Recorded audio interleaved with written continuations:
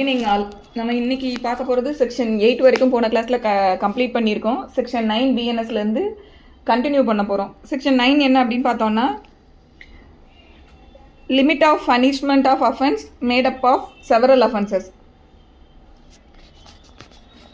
So இதில் என்ன சொல்கிறாங்க அப்படின்னா, where anything which is an offence is made up of parts, any of which part is itself an offence, the offender shall not be punished with the punishment of more than one of such his offense unless it is so expressly provided அப்படின்னு சொல்கிறாங்க.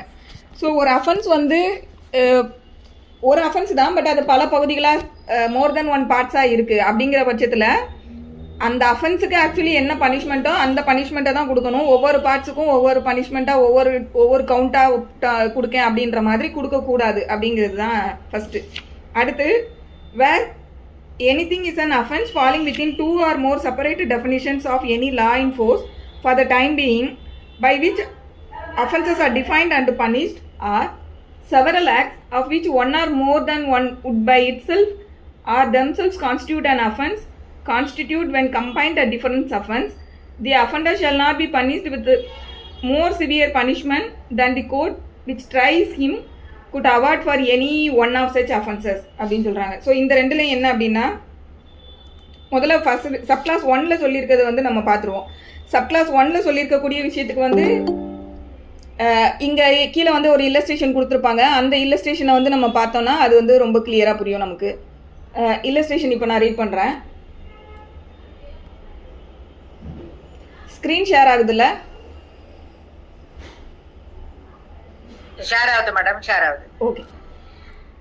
A gives Z 50 strokes with a stick. Here A may have committed the offense of voluntarily causing hurt to Z by the whole beating and also by each of the blow which make up the whole beating. If A were liable to punishment for every blow, he might be imprisonment for 50 years, one of each blow, but he is liable only to one punishment for the whole beating. இவர் வந்து ஏ வந்து இசட்டை வந்து 50 நேரம் அடிக்கிறாரு. இந்த மாதிரி அடிக்கும்போது அவர் பண்ணின அஃபென்ஸ் என்ன அப்படின்னு பார்த்தோம்னா, ஏ இசட்டை அடித்தாருங்கிறது தான் அஃபென்ஸு. இப்போ 50 நேரம் அடித்ததுக்கும் 50 நேரம் நான் பனிஷ்மெண்ட் கொடுக்குறேன் அப்படின்னு சொல்லி நம்ம எடுத்தோம்னா, ஒவ்வொரு இதுக்கும் ஒவ்வொரு வருஷம் போட்டு 50 வருஷம் பனிஷ் பண்ணணுன்ற மாதிரி போகும். பட் அப்படி எடுக்கக்கூடாது. ஒரே அஃபென்ஸை தான் வந்து அவர் ஒவ்வொரு அடியுமே வந்து அந்த அஃபென்ஸோட ஒரு பார்ட்டாக இருக்குது. ஸோ இந்த மாதிரி இருக்கும்போது அதை ஒரே இதாக எடுத்துக்கிட்டு ஒரே ஒரு பனிஷ்மெண்ட்டு தான் கொடுக்கணும். For a whole beating he is liable for only one punishment அப்படிங்கிறது தான் இந்த நம்ம ஃபஸ்ட்டு சப்கிளாஸ் 9 சப்கிளாஸ் 1ல் பார்த்ததுக்கானது. இதில் அடுத்து சப்கிளாஸ் 2ல் வந்து எடுத்துக்கலாம்ல மேடம். இந்த மாதிரி ஒரு திருட 10 வீட்டில் திருடுறான், பட் ஆனால் டோட்டலாக ஒரு பனிஷ்மெண்ட் 10 வீட்டுக்கு தண்டனையே கிடையாது. அந்த மாதிரி எடுத்துக்கலாம் இல்லையா? அப்படி கிடையாது. வேற வேற வீட்டில் போய் திருடுனாங்கன்னா வேற வேற இதாக மாறிடும். அப்படிமா? அப்படியா? வேற வேற பனிஷ்மெண்ட். ஆமா, வேற வேற பொருள் இருப்பாங்க இல்லையா? ஆமா. ஸோ சப்கிளாஸ் 2ல என்ன சொல்றாங்க அப்படின்னா, where anything is an offence falling within 2 or more separate limitations definitions of any law in force for the time being by which offences are defined or punished. இங்கே என்னன்னா, ஏதோ ஒரு அஃபென்ஸ் இருக்குது, அந்த offence வந்து 2 or more செப்பரேட் டெஃபினிஷன்ஸுக்கு கீழே வந்து வருது. இந்த செப்பரேட் டெஃபினிஷன் அப்படின்னு சொல்லும்போது அது இந்த லாவுக்கு கீழேயும் வருது, இல்லை இன்னொரு ஸ்பெஷல் லாவுக்கு கீழேயும் வருது. அப்படி இருந்தாலும் நம்ம இந்த ப்ரொவிஷனை வந்து எடுத்துக்க முடியும். அதாவது பிஎன்எஸ்ல வந்து ஒரு 2 ப்ரொவிஷனுக்கு கீழே வந்து ஒரே நேச்சர் ஆஃப் அஃபென்ஸ் வந்து வருது, இல்லை இந்த சட்டத்தில் சொல்லியிருக்கிறது இன்னொரு ஸ்பெஷல் லாக்லையும் வந்து வர்ற மாதிரி இருக்குது. அப்படிங்கும்போது ஸோ அதை தான் சொல்கிறாங்க, falling within 2 or more separate definition of any law in force for the time being by which offences are defined or punished. இது வந்து ஃபஸ்ட்டு. அப்போ அதில் என்ன சொல்கிறாங்கன்னா, the offender shall not be punished with a more severe punishment than the court which tries him could award for any one of such offenses சொல்கிறாங்க. So அப்போது இவர் வந்து கமிட் பண்ணுறதுல பார்க்கும்போது 2 or more டெஃபினிஷன்ஸ்க்கு கீழே வருது. அந்த மாதிரி வரும்போது கோர்ட் என்ன பண்ணணும் அப்படின்னா, அதில் வந்து சிவியர் பனிஷ்மெண்ட் வந்து எந்த அஃபென்ஸுக்கு கொடுக்க முடியுமோ அந்த அஃபென்ஸுக்குள்ள பனிஷ்மெண்ட்டை மட்டும்தான் கோர்ட்டு கொடுக்கணும். ஏன்னா அந்த சிவியர் பனிஷ்மெண்ட் கொடுக்கக்கூடிய அஃபென்ஸுக்குள்ளேயே இதுவும் கவர் ஆகிடும். அதாவது மோர் தென் 2 டெஃபினிஷன் இல்லைனா பனிஷ்மெண்ட்டுக்கு கீழே அது வருது. ஆனால் அது வந்து ரெண்டுமே வந்து எப்படி இருக்குது அப்படின்னா, அதாவது 2 இதுக்கு கீழே செப்பரேட் டெஃபினிஷனுக்கு கீழே ஃபால் ஆகுது. பட் அப்படி இருந்தாலுமே அதை வந்து நம்ம என்ன பண்ணக்கூடாதுன்னு சொல்கிறாங்கன்னா, அதில் மோர் பனிஷ்மெண்ட் எதுக்கு கொடுக்க முடியுமோ அந்த பனிஷ்மெண்ட்டுக்கு தான் அவங்க கொடுக்கணும் அப்படிங்காங்க. ஏன் அப்படின்னா, ஏன்னா அந்த சிவியர் பனிஷ்மெண்ட் கொடுக்கறதுக்கு கீழே இதுவும் கவர் ஆகிற மாதிரி இருக்கும். ரெண்டுக்கும் தனித்தனியாக பனிஷ்மெண்ட் கொடுக்குறாங்க அப்படின்ற பட்சத்தில் அது டபுள் ஜியோ பாடி அப்படிங்கிற கான்செப்ட் வந்து அங்கே அட்ராக்ட் ஆகும். ஸோ அதுக்காக இதை ஃபஸ்ட்டு சொல்கிறாங்க. அடுத்து several acts of which one or more than one would by itself or themselves constitute an offense constitute when combined a different offense. So இங்கே வந்து என்ன அப்படின்னா ஒரு அஃபென்ஸை வந்து கமிட் பண்ணியிருக்காங்க, அதில் நிறைய விஷயங்கள் இருக்குது, செவரல் ஆக்ட்ஸ் இருக்குது. அதில் வந்து ஒரு விஷயத்தை தனியாக பார்க்கும்போது ஒன்று வருது, இல்லை அதை எல்லாத்தையும் கம்பைன் பண்ணி பார்க்கும்போது அது வேற ஒரு டிஃப்ரெண்ட் அஃபென்ஸாக வருது. அந்த மாதிரி இருக்கும்போதும் என்ன பண்ணணும்னா அதுக்கு சிவியர் பனிஷ்மெண்ட் எதுக்கு கொடுக்க முடியுமோ அதை தான் கொடுக்க முடியும் அப்படிங்கிறத சொல்கிறாங்க. ஸோ இதை நம்ம எப்படி எடுத்துக்கலாம் அப்படின்னா, இப்போ வந்து ஒரு ஃபேட்டல் இன்ஜுரியை காஸ் பண்ணுறாங்கன்னு வச்சுக்கிடுவோம். அந்த ஃபேட்டல் இன்ஜுரி வந்து அந்த இன்ஜுரினால தான் அது ரொம்ப கிரீவஸான இன்ஜுரி, அந்த இன்ஜுரினால தான் அவர் இறந்து போயிருக்காரு அப்படிங்கிற நேச்சரில் கூட இருக்கலாம். ஸோ அப்படி இருக்கும்போது ஆப்வியஸாக எதுக்கு பனிஷ்மெண்ட் கொடுப்பாங்க அப்படின்னா டெத்ஸ் அண்ட் அதை ஒரு மர்டர் கமிட் பண்ணினதுக்கான பனிஷ்மெண்ட்டை தான் கொடுப்பாங்க. இந்த இன்ஜுரியை காஸ் பண்ணினதுக்கு தனியாக ஒரு பனிஷ்மெண்ட்டு, மர்டரை காஸ் பண்ணினதுக்காக ஒரு தனியாக ஒரு பனிஷ்மெண்ட்டு அந்த மாதிரி கொடுக்க மாட்டாங்க. ஸோ இதை தான் வந்து இங்கே சொல்கிறாங்க. ஸோ மோர் தென் ஒன் டெஃபினிஷனுக்கு கீழே கவர் ஆகுது அப்படிங்கும் போதும் அதில் வந்து எதுக்கு சிவியர் பனிஷ்மெண்ட்டோ அது, இன்னொன்று வந்து செவரல் பார்ட்ஸாக இருக்குது, அதில் வந்து மோர் தென் ஒன் ஆக்ட் வந்து கமிட் பண்ணியிருக்காங்க. செவரல் ஆக்ட்ஸ் இருக்குது, நாட் பார்ட்ஸ், செவரல் ஆக்ட்ஸ் வந்து கமிட் பண்ணியிருக்காங்க. அது வந்து தனியாக பார்க்கும்போது ஒன்று மற்றதை எல்லாத்தையும் மொத்தமாக கான்ஸ்டியூட் பண்ணி பார்க்கும்போது அது ஒரு டிஃப்ரெண்ட் அஃபென்ஸாக வருதுங்கும் போதும் அதுக்கு பனிஷ்மெண்ட் வந்து சிவியர் பனிஷ்மெண்ட் எதை கொடுக்க முடியுமோ அந்த அஃபென்ஸ்குள்ளதை தான் கொடுக்கணும் அப்படிங்கிறது இது. ஸோ இல்லஸ்ட்ரேஷன் ஏ பார்த்துட்டோம். Illustration B. But if while A is beating Z, Y interferes and A intentionally strikes Y. Here, as the blow given to Y is no part of the act whereby A voluntarily causes hurt to Z, A is liable to one punishment for voluntarily causing hurt to Z and to another for the blow given to Y. இப்போ இந்த second இல்லஸ்ட்ரேஷனை பார்த்தோம்னா இப்போ இங்கே ஏ என்ன பண்ணுறாருன்னா இசட்டை தான் வந்து அடிச்சுட்டு இருக்காரு. அந்த பண்ணிக்கிட்டு இருக்கும்போதே ஒய்ன்னு சொல்லக்கூடிய இன்னொரு தேர்ட் பர்சன் வந்து அதை இன்டர்ஃபியர் பண்ணுறாரு.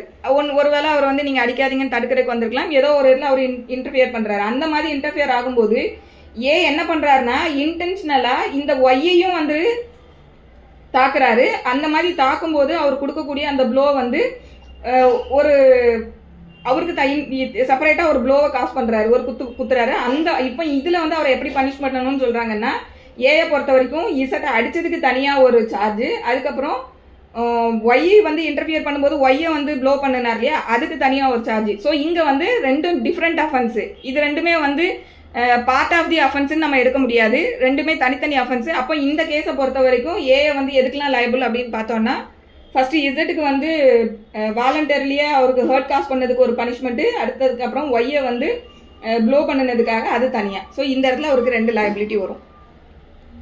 ஸோ இது வந்து செக்ஷன் 9ல் சொல்லியிருக்கக்கூடிய விஷயம். தென் செக்ஷன் 10 வந்து punishment of person guilty of one of several offences the judgment stating that it is doubtful of which. இது என்ன அப்படின்னா ஒரு ஜட்ஜ்மெண்ட்டு வந்து எழுதும்போது என்ன தெரியுதுன்னா இப்போ இந்த செக்ஷன் 9 நம்ம பார்த்தோம் இல்லையா, இதில் முக்கியமாக இன்னொரு விஷயம் என்ன அப்படின்னா பனிஷ்மெண்ட்டு தான் ரெண்டுக்கும் கொடுக்க முடியாது. ஆனால் என்னென்னா சார்ஜ் பண்ணும்போது ரெண்டுக்கும் தனித்தனியாக அவங்க சார்ஜ் பண்ணலாமான்னா பண்ணியிருப்பாங்க. எண்ட் ரிசல்ட் வரும்போது கன்விக்ட் பண்ணும்போது இந்த அஃபென்ஸுக்கு கீழேயே அது இன்னொரு ரெண்டுமே வந்து வேறு வேறு டெஃபினிஷனில் வருது, ஆனால் ரெண்டும் ஒரே மாதிரி தான் இருக்குது அப்படிங்கிற மாதிரியோ இல்லை எல்லாத்தையும் சேர்த்து கான்ஸ்டியூட் பண்ணும்போது அது ஒரு டிஃப்ரெண்ட் அஃபென்ஸாக வந்து அந்த டிஃப்ரெண்ட் அஃபென்ஸுக்கு வந்து எதில் வந்து ஹையர் பனிஷ்மெண்ட் கொடுக்குற மாதிரி இருக்கோ அதை கொடுக்கணும்னு சொல்லும்போது சார்ஜ் ஃப்ரேமிங் ஸ்டேஜில் வந்து தனித்தனியாகவே கூட ஜட்ஜி வந்து சார்ஜ் பண்ணலாம், அது பிரச்சனை கிடையாது. பட் பனிஷ்மெண்ட்டுன்னு வரும்போது கன்விக்ஷன் பண்ணும்போது அந்த எதுக்கு வந்து கிரேட்டர் பனிஷ்மெண்ட் கொடுக்க முடியுமோ அந்த ப்ரொவிஷனுக்கு கீழே அவங்க கன்விக்ஷனை வந்து கொடுக்கணும். ஸோ இது அடுத்து செக்ஷன் 10. செக்ஷன் 10ல் in all cases in which judgment is given that a person is guilty of one of several offences specified in the judgment,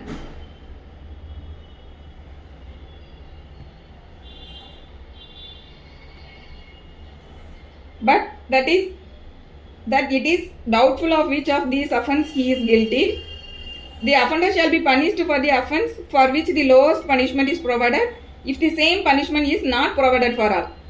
so இப்போ இங்கே என்னன்னா கேஸ் வந்து நடக்கும்போது பனிஷ் பண்ண வரக்கூடிய போகும்போது ஜட்ஜுக்கு வந்து டவுட் வருது என்ன அப்படின்னா இதில் வந்து எந்த அஃபென்ஸுக்கு வந்து நம்ம பனிஷ்மெண்ட் கொடுக்கணுன்றதுலே ஒரு டவுட்ஃபுல் நேச்சரில் இருக்கே அப்படிங்கிற மாதிரி வரும்போது ஜட்ஜ் என்ன பண்ணணும் அப்படின்னு சொல்கிறாங்கன்னா 2 அஃபென்ஸில் வந்து எதுக்கு லோவஸ்ட் பனிஷ்மெண்ட் வந்து ப்ரொவைட் பண்ண முடியுமோ அந்த பனிஷ்மெண்ட்டை தான் வந்து அவங்க கொடுக்கணும் அப்படிங்கிறது இந்த செக்ஷன் 10. அதாவது எந்த அஃபென்ஸ்க்கு பனிஷ் பண்ணணுங்கிறது டவுட்ஃபுல் நேச்சராக இருக்கும்போது அந்த சிவியர் பனிஷ்மெண்ட் உள்ளதை வந்து கொடுக்கக்கூடாது, எதில் லோவஸ்ட் பனிஷ்மெண்ட் என்ன கொடுக்க முடியுமோ அதை தான் கொடுக்கணும் அப்படின்னு சொல்லக்கூடியது இந்த செக்ஷன் 10. ஸோ இப்போ இது எல்லாத்துக்குமே நம்ம வந்து ஒரு உதாரணம் இல்லஸ்ட்ரேஷனாக பார்த்தோம்னா புரியும். இப்போ இல்லஸ்ட்ரேஷனுக்காக நமக்கு வந்து நம்ம இங்கே பிஎன்எஸ்ல வந்து எந்தெந்த ப்ரொவிஷன்லாம் இப்படி வருது அப்படிங்கிறதுக்கு நான் சொல்கிறேன்.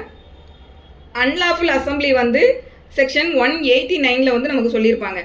அதே போல் ரயட்டிங் வந்து செக்ஷன் 191 சொல்லியிருப்பாங்க. ஸோ இதில் அன்லாஃபுல் அசம்பிளிக்கு வந்து 6 months தான் பனிஷ்மெண்ட்டு.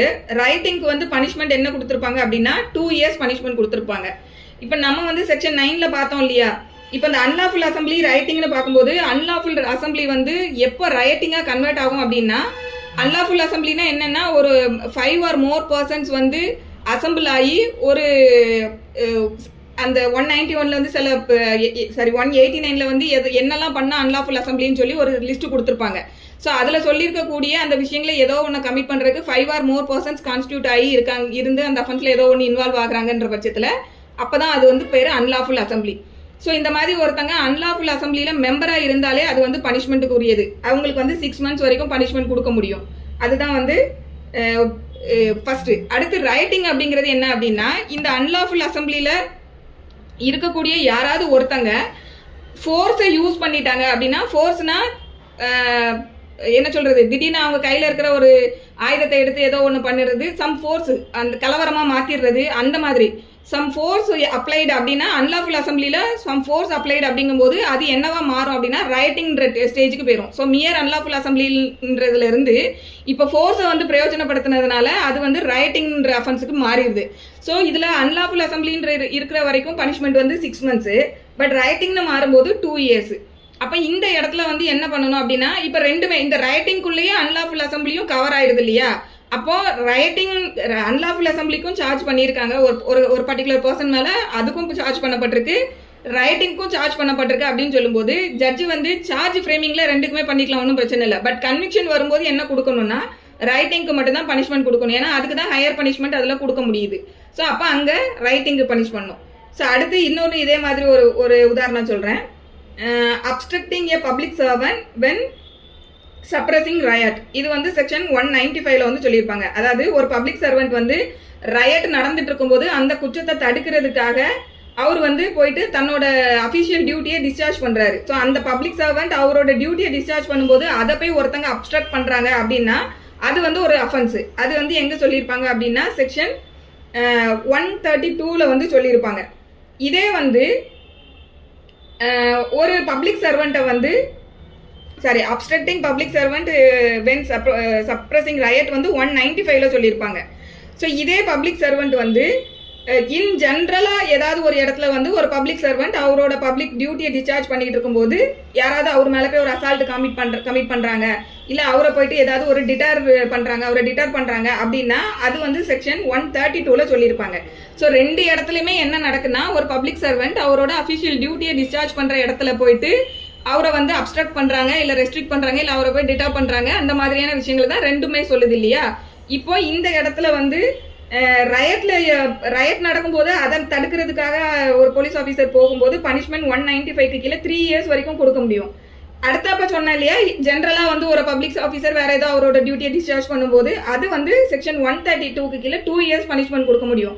அப்போ இந்த இடத்துல ஒரு பர்சன் வந்து ஒரு அஃபென்ஸ் கமிட் பண்ணியிருக்காரு, அது வந்து ரயட்டிங் நடக்கும்போது ஒரு பப்ளிக் சர்வெண்ட்டை தடுத்திருக்காரு அப்படிங்கும்போது ஜென்ரலாக வரக்கூடிய 132 கீழேயும் அவர் வந்து சார்ஜுக்கு வருவார். அதே போல் 195 கீழேயும் அவர் மேலே சார்ஜ் பண்ண முடியும். ஜட்ஜ் பனிஷ் பண்ணும்போது என்ன பண்ணணும்னா 195 கீழே 3 years, ஏன்னா அதில் மேக்ஸிமம் பனிஷ்மெண்ட் இருக்குது. 132க்கு 2 years தான். அப்போ அந்த இடத்துல 2 yearsக்கான அந்த 3 yearsக்கான செக்ஷன் 195 வந்து அவரை கன்விக்ட் பண்ணலாம். ஸோ இதெல்லாம் சொல்லக்கூடியது தான் இந்த செக்ஷன் 9. அடுத்து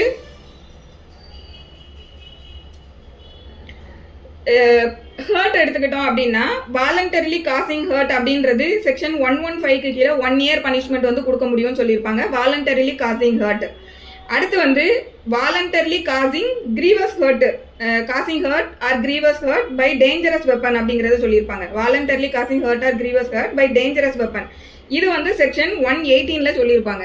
ஸோ இதில் 118ல வந்து 3 years வரைக்கும் பனிஷ்மெண்ட் கொடுக்க முடியும். 115ல வந்து 1 year வரைக்கும் பனிஷ்மெண்ட் கொடுக்க முடியும். அப்போ ஒருத்தர் வந்து ஹர்ட்டையே வந்து டேஞ்சரஸ் வெப்பன் மூலமாக காசு பண்ணியிருக்காரு, இல்லை கிரீவஸ் ஹர்ட்டாக காசு பண்ணியிருக்காரு அப்படிங்கும்போது அதுக்குள்ளேயே வந்து 115ம் கவர் ஆயிடுது. ஸோ அப்போ அந்த இடத்துல வந்து 2 இதுக்கும் சார்ஜ் பண்ணப்பட்டிருக்கும் போது ஜட்ஜு என்ன பண்ணணும்னா கன்விக்ஷன் கொடுக்கும்போது 118க்கு கீழே தான் கன்விக்ஷன் கொடுக்க முடியும். ஏன்னா அதுக்கு தான் வந்து சிவியர் பனிஷ்மெண்ட் 3 years வரைக்கும் கொடுக்க முடியும். ஸோ இந்த செக்ஷன் 9 வந்து உங்களுக்கு புரிஞ்சிருக்கும்னு நினைக்கிறேன். அடுத்து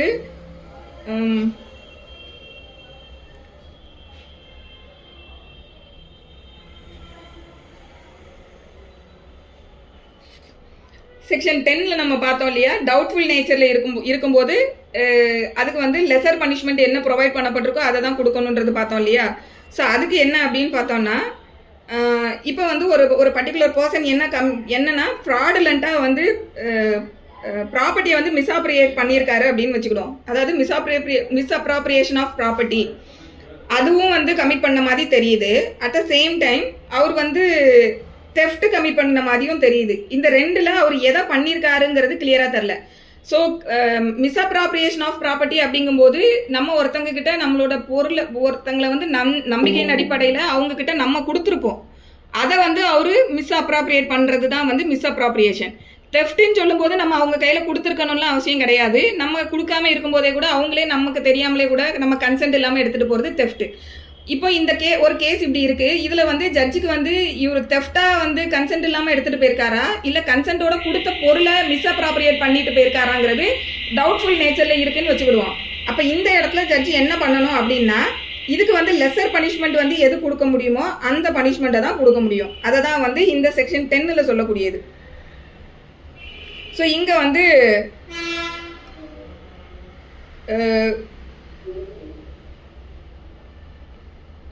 தெஃப்ட்டுக்கு வந்து 7 years வரைக்குமே பனிஷ்மெண்ட் கொடுக்க முடியும்.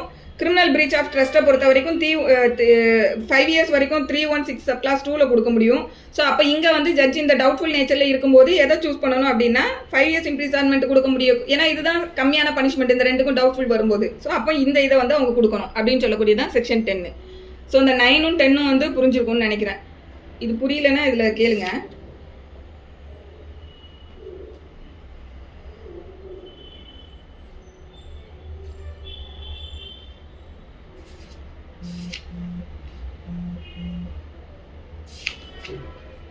நெக்ஸ்ட் வந்து section 11 solitary confinement. Whenever any person is convicted of an offence for which under the Sanhita the court has power to sentence him to rigorous imprisonment, the court may by its sentence order that the offender shall be kept in solitary confinement for any portion or portions of the imprisonment to which he is sentenced not exceeding 3 months in the whole according to the following scale, namely solitary confinement வந்து எவ்வளோ maximum period வரைக்கும் கொடுக்க முடியும் அப்படிங்கிறத வந்து சொல்லக்கூடியது தான் இந்த செக்ஷன் 11. அதுக்கப்புறமா வரக்கூடிய செக்ஷன் 12ம் வந்து சாலிட்டரி கன்ஃபைன்மெண்ட் தனிமைப்படுத்துறதா மேடம்? ஆமாம் மேடம். ஓகேவா, தனிமை சிறைன்றது தான் அது. ஸோ இப்போ இந்த சாலிட்டரி கன்ஃபைன்மெண்ட் பொறுத்த வரைக்கும் ஃபர்ஸ்ட் செக்ஷன் 11ல் வந்து என்ன சொல்கிறாங்க அப்படின்னா எவ்வளோ பீரியட் வரைக்கும் சாலிட்டரி கன்ஃபைன்மெண்ட் வந்து கொடுக்க முடியும் அப்படின்னு சொல்கிறாங்க அப்படின்னா எட் டைம் அந்த ஸ்கேல் வந்து கீழே சொல்கிறாங்க. At time not exceeding 1 month if the term of imprisonment shall not exceed 6 months. So அவருக்கு வந்து கொடுக்கப்பட்ட அந்த பனிஷ்மெண்ட் வந்து 6 monthsக்கு மேலே இல்லாத பட்சத்தில் இருக்குது அப்படிங்கும்போது சாலிட்டரி கன்ஃபைன்மெண்ட் எவ்வளோ நாளைக்கு அவங்களுக்கு அவாய்ட் பண்ண முடியும் அப்படின்னா 1 monthக்கு மேலே போகக்கூடாது அப்படிங்கிறது ஃபஸ்ட்டு. அடுத்து a time not exceeding 2 months if the term of imprisonment shall exceed 6 months and shall not exceed 1 year. So imprisonment வந்து 6 monthsக்கு மேலே போகலாம், ஆனால் 1 yearக்குள்ள அந்த மாதிரியான பனிஷ்மெண்ட்டை பொறுத்த வரைக்கும் சாலிட்டரி கன்ஃபைன்மெண்ட் வந்து 2 months வரைக்கும் கொடுக்க முடியும். அடுத்து வந்து a time not exceeding 3 months if the term of imprisonment shall exceed 1 year. So term of imprisonment வந்து 1 year exceed ஆகுதுங்கும்போது சாலிட்டரி கன்ஃபைன்மெண்ட் வந்து 3 மாதம் வரைக்கும் கொடுக்க முடியும். ஸோ இதுதான் வந்து scale. So 3 months at any point of time 3 monthsக்கு மேலே சாலிட்டரி கன்ஃபைன்மெண்ட் அப்படின்னு சொல்லக்கூடிய ஒரு விஷயத்த கொடுக்கவே முடியாது அப்படிங்கிறது தான் இதில் இருக்குது. ஸோ இப்போ இது வந்து செக்ஷன் 11ல் சொல்கிறாங்க. இந்த செக்ஷன் 11 பார்க்கும்போது முக்கியமான ஒரு ஜட்ஜ்மெண்ட் என்ன அப்படின்னு பார்த்தோன்னா, சுனில் பத்ரா கேஸுங்கிறது இந்த சாலிட்ரி கன்ஃபைன்மெண்ட்டில் ரொம்ப முக்கியமான ஒரு கேஸு. சுனில் பத்ரா இந்த கேஸில் வந்து ஜெயிலில் இருக்கக்கூடிய கான்விக்ட் தான் வந்து ஒரு லெட்டரில் வந்து சுப்ரீம் கோர்ட்டுக்கு எழுதியிருப்பாங்க. ஜெயிலில் நடக்கக்கூடிய விஷயங்களெல்லாம் அட்ரஸ் பண்ணி எழுதியிருப்பாங்க. ஸோ அதை பேஸ் பண்ணி எடுத்த ஒரு கேஸ் இது. ஸோ இதில் வந்து என்ன சொல்லியிருப்பாங்க அப்படின்னா, சுனில் பத்ரா கேஸில் சாலிட்ரி கன்ஃபைன்மெண்ட் அப்படின்னு சொல்லக்கூடியதை வந்து பிரிசன் அத்தாரிட்டியோ இல்லை, ஏன்னா இவங்க பிரிசனில் இருக்கும்போது தானே சாலிட்ரி கன்ஃபைன்மெண்ட். ஸோ இந்த பிரிசன் அத்தாரிட்டிஸ் இல்லை வேறு ஏதாவது அத்தாரிட்டிலாம் வந்து சாலிட்ரி கன்ஃபைன்மெண்ட்டை வந்து கொடுக்கறதுக்கு காம்பிடன்ட் பர்சன் கிடையாது. ஸோ சாலிட்ரி கன்ஃபைன்மெண்ட்டை வந்து கொடுக்கணும் அப்படின்னா கோர்ட் மட்டும்தான் வந்து அதை இம்போஸ் பண்ண முடியும். பிரிசனுக்கு வந்ததுக்கப்புறம் அத்தாரிட்டிஸ் வந்து பிரிசன் அத்தாரிட்டிஸ் வந்து நாங்கள் சாலிட்ரி கன்ஃபைன்மெண்ட் வந்து அவருக்கு கொடுக்குறோன்ற மாதிரிலாம் கொடுக்கக்கூடாது அப்படிங்கிறத இந்த கேஸில் வந்து சொல்லியிருப்பாங்க. அடுத்து சாலிட்ரி கன்ஃபைன்மெண்ட்டை பொறுத்த வரைக்கும் இந்த சாலிட்ரி கன்ஃபைன்மெண்ட்ல என்ன பிரச்சனை அப்படின்னா, இவங்களோட ஃபண்டமெண்டல் ரைட்ஸை வந்து இது ரொம்ப வயலேட் பண்ணுது. ஏன்னா ஒரு மனுஷனை தனிமைப்படுத்தி ஒரு இடத்துல அடைச்சி வைக்கிறாங்க அப்படிங்கும்போது ஃபண்டமெண்டல் ரைட்ஸ் வந்து ரொம்ப வயலேட் ஆகும். ஸோ அந்த மாதிரி இருக்கும்போது அது அன்கான்ஸ்டிடியூஷனலாக வந்து மாறுது. ஸோ அதனால் இந்த சாலிட்ரி கன்ஃபைன்மெண்ட்டை வந்து ரொட்டீனாக யூஸ் பண்ணுறேன், இல்லைனா ப்ரொலாங்டு பீரியடுக்கு வந்து நாங்கள் சாலிட்ரி கன்ஃபைன்மெண்ட் வந்து இம்போஸ் பண்ணுறோன்ற மாதிரி நேச்சரில் இதெல்லாம் பண்ணக்கூடாது அப்படிங்கிறத இந்த ஜட்மெண்ட்டில் வந்து சொல்லியிருப்பாங்க. தென் அடுத்து M Hasan versus state of Andhra Pradesh. M Hasan versus state of Andhra Pradesh. இந்த கேஸில் என்ன சொல்லியிருப்பாங்க அப்படின்னா, பிரிசனர்ஸ் இருக்காங்களே, டெத் சென்டென்ஸ் கொடுத்த பிரிசனர்ஸ் இருப்பாங்க, என்ன சென்டென்ஸ் வேணாலும் இருக்கலாம். ஸோ ஈவன் டெத் சென்டென்ஸ் கொடுத்த பிரிசனர்ஸ்க்கு கூட அவங்களுக்கும் வந்து right to freedom of speech and expression அப்படிங்கிறது ஆர்டிகல் 19 சப்கிளாஸ் 1A சொல்லியிருக்கக்கூடிய freedom of speech and expression அப்படிங்கிறது அவங்களுக்கும் வந்து அந்த ரைட்ஸ் உண்டு. ஸோ அந்த ரைட்ஸை வந்து அவங்க ஜெயிலில் இருக்கும்போதும் எக்ஸசைஸ் பண்ணலாம் அப்படிங்கிறத இதில் சொல்லியிருப்பாங்க. இதில் ஆக்சுவலி என்ன நடந்திருக்கும் அப்படின்னு பார்த்தோம்னா, இந்த கேஸோடு சேர்த்து இன்னொரு கேஸையும் எழுதிக்கிடுங்க. இது அதாவது இந்த எம் ஹாசன் வெர்சஸ் ஆந்திர பிரதேஷ் கேஸில் இது எதுக்கு சொல்லுவாங்க அப்படின்னா, பிரிசனில் இருக்கிறவங்கள சில பேர் வந்து பேட்டி எடுக்கணும் அப்படின்னு சொல்லி மீடியாவில் இருந்து கேட்பாங்க இல்லையா. ஸோ அந்த மாதிரி போகும்போது அதை வந்து பிரிசன் அத்தாரிட்டிஸ் வந்து ரெஸ்ட்ரிக்ட் பண்ணுவாங்க. ஸோ அதுக்கு எதிராக சுப்ரீம் கோர்ட் சொன்ன அவங்களுக்கும் வந்து இந்த ரைட் டு ஸ்பீச் அண்ட் எக்ஸ்பிரஷன்றது இருக்குது, கேரண்டி கான்ஸ்டியூஷன் கேரண்டி பண்ணது, அவங்களும் எக்ஸசைஸ் பண்ணலாம். ஸோ அந்த மாதிரி இதை அலோவ் பண்ணலாங்கிறத இதில் சொல்லியிருப்பாங்க. பட் ரீசனபிள் ரெஸ்ட்ரிக்ஷன் வந்து நமக்கு ஆர்டிகல் 19லேயே சொல்லியிருப்பாங்க என்னென்ன ரெஸ்ட்ரிக்ஷன்ஸ் வந்து கவர்மெண்ட் வந்து அதில் இம்போஸ் பண்ணலான்னு. ஸோ அந்த ரெஸ்ட்ரிக்ஷன்ஸுக்கு கட்டுப்பட்டு அவங்க வந்து இதை பண்ணலாம். இது வந்து M Hasan versus state of Andhra Pradesh. அடுத்து இன்னொரு ஜட்ஜ்மெண்ட் என்ன அப்படின்னா,